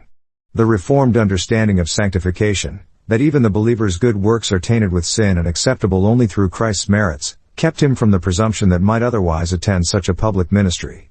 He had preached to multitudes, yes, but he had also owned slaves, had quarreled with fellow ministers, had sometimes let ambition masquerade as zeal. He knew his own heart too well to approach the judgment seat with anything but trembling confidence in another's righteousness. After perhaps 20 minutes, his strength failed utterly. He tried to continue but the words would not come, and Parsons, seeing him sway, stepped forward to catch him. 2 men from the crowd mounted the steps to assist, and together they carried Whitefield back inside and up to his chamber, where he lay on the bed gasping for air, his lips moving in what appeared to be prayer. Parsons sent for a physician, though he suspected medicine could do little at this stage, and several close friends gathered in the room, watching through the night as Whitefield's breathing grew more labored, more irregular, the dropsy in his legs now spreading to his chest, pressing against his lungs with inexorable force. He remained conscious for some hours, drifting in and out of clarity. At times he spoke of seeing visions, whether feverish delusions or genuine spiritual experiences, none could say, and once he asked Parsons to read from the Gospel of John, the 14th chapter, where Christ promises his disciples, "In my Father's house are many mansions." He listened with closed eyes, his breathing a harsh rasp in the quiet room, then whispered, "I shall soon be in one of them." The words carried no fear, only a kind of settled expectation, as if he were discussing travel arrangements rather than death, the assurance of final perseverance, that doctrine which held that those truly regenerated could never finally fall from grace, undergirded his dying as it had his preaching. Near midnight, he asked for water and attempted to sit up, but the effort proved too great. He fell back against the pillows, his face gray in the candlelight, and those watching knew the end approached. Parsons leaned close, asking if Whitefield wished to leave any final message, any word for the churches or for Bethesda or for the countless souls who had heard him preach. Whitefield opened his eyes, those eyes which had wept over sinners and blazed with prophetic fire and softened with pastoral tenderness, and managed a slight smile. "Only this," he breathed, each word an effort, "that they continue steadfast in the faith, and that they love one another." The night wore on through the final hours of September. Outside, Newburyport slept, unaware that history was being made in Parsons's upper chamber.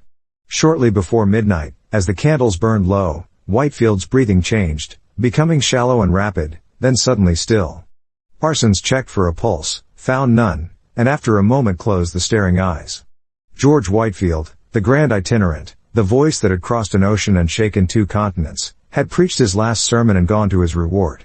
He was 55 years, 9 months, and 3 days old. Beneath the Presbyterian floor, the news spread through Newburyport with the rising sun, and by breakfast the entire town knew that Whitefield had died in Parsons's house. Within hours, riders were carrying the intelligence to Boston and Portsmouth, and within days it would reach New York and Philadelphia, crossing eventually to England where it would be received with the grief normally reserved for princes or generals.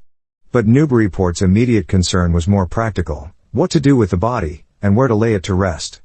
Parsons, consulting with the town's leading citizens and with other ministers who had hastened to Newburyport upon hearing of Whitefield's arrival, quickly reached a decision that would prove historically significant. He would be buried in the crypt beneath the pulpit of the Old South Presbyterian Church, also called the First Presbyterian Church, where Parsons served as pastor. The location carried profound symbolism, even if those who chose it could not fully anticipate its future resonance. To bury a preacher beneath the pulpit from which the gospel was proclaimed was to make a statement about the centrality of preaching, about the word as foundation, about continuity between the earthly ministry and the heavenly rest. Whitefield himself had never expressed a preference for burial location. His will, drawn up years earlier, made provision for Bethesda and distributed his books and personal effects but said nothing about interment, yet those who knew him felt certain he would approve. He had been, above all else, a preacher. To rest beneath the place where sermons would continue to be delivered seemed fitting, even poetic. The funeral took place on October 2nd, a Tuesday, with the entire town turning out and visitors arriving from surrounding communities. The Old South Church could not contain the crowd, and hundreds stood in the street outside, straining to hear the service within. 4 ministers delivered remarks, Parsons chief among them, and each spoke of Whitefield's extraordinary ministry, his faithfulness to Reformed doctrine, his tireless itinerancy, and the incalculable impact of his preaching upon Anglo-American evangelicalism. They spoke also, more quietly, of his contradictions, his ownership of slaves despite his occasional protests against their mistreatment, his quarrels with fellow ministers, his sometimes questionable financial dealings regarding Bethesda.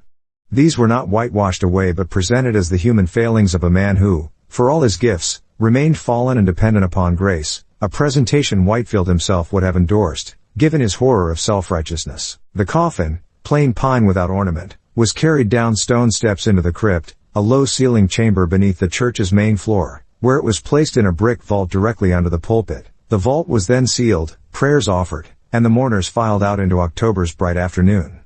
Parsons, returning to his study later that day, found the parsonage unbearably empty. The room where Whitefield had died still held the faint smell of sickness, and the bed remained unmade, its covers twisted from the night's struggle.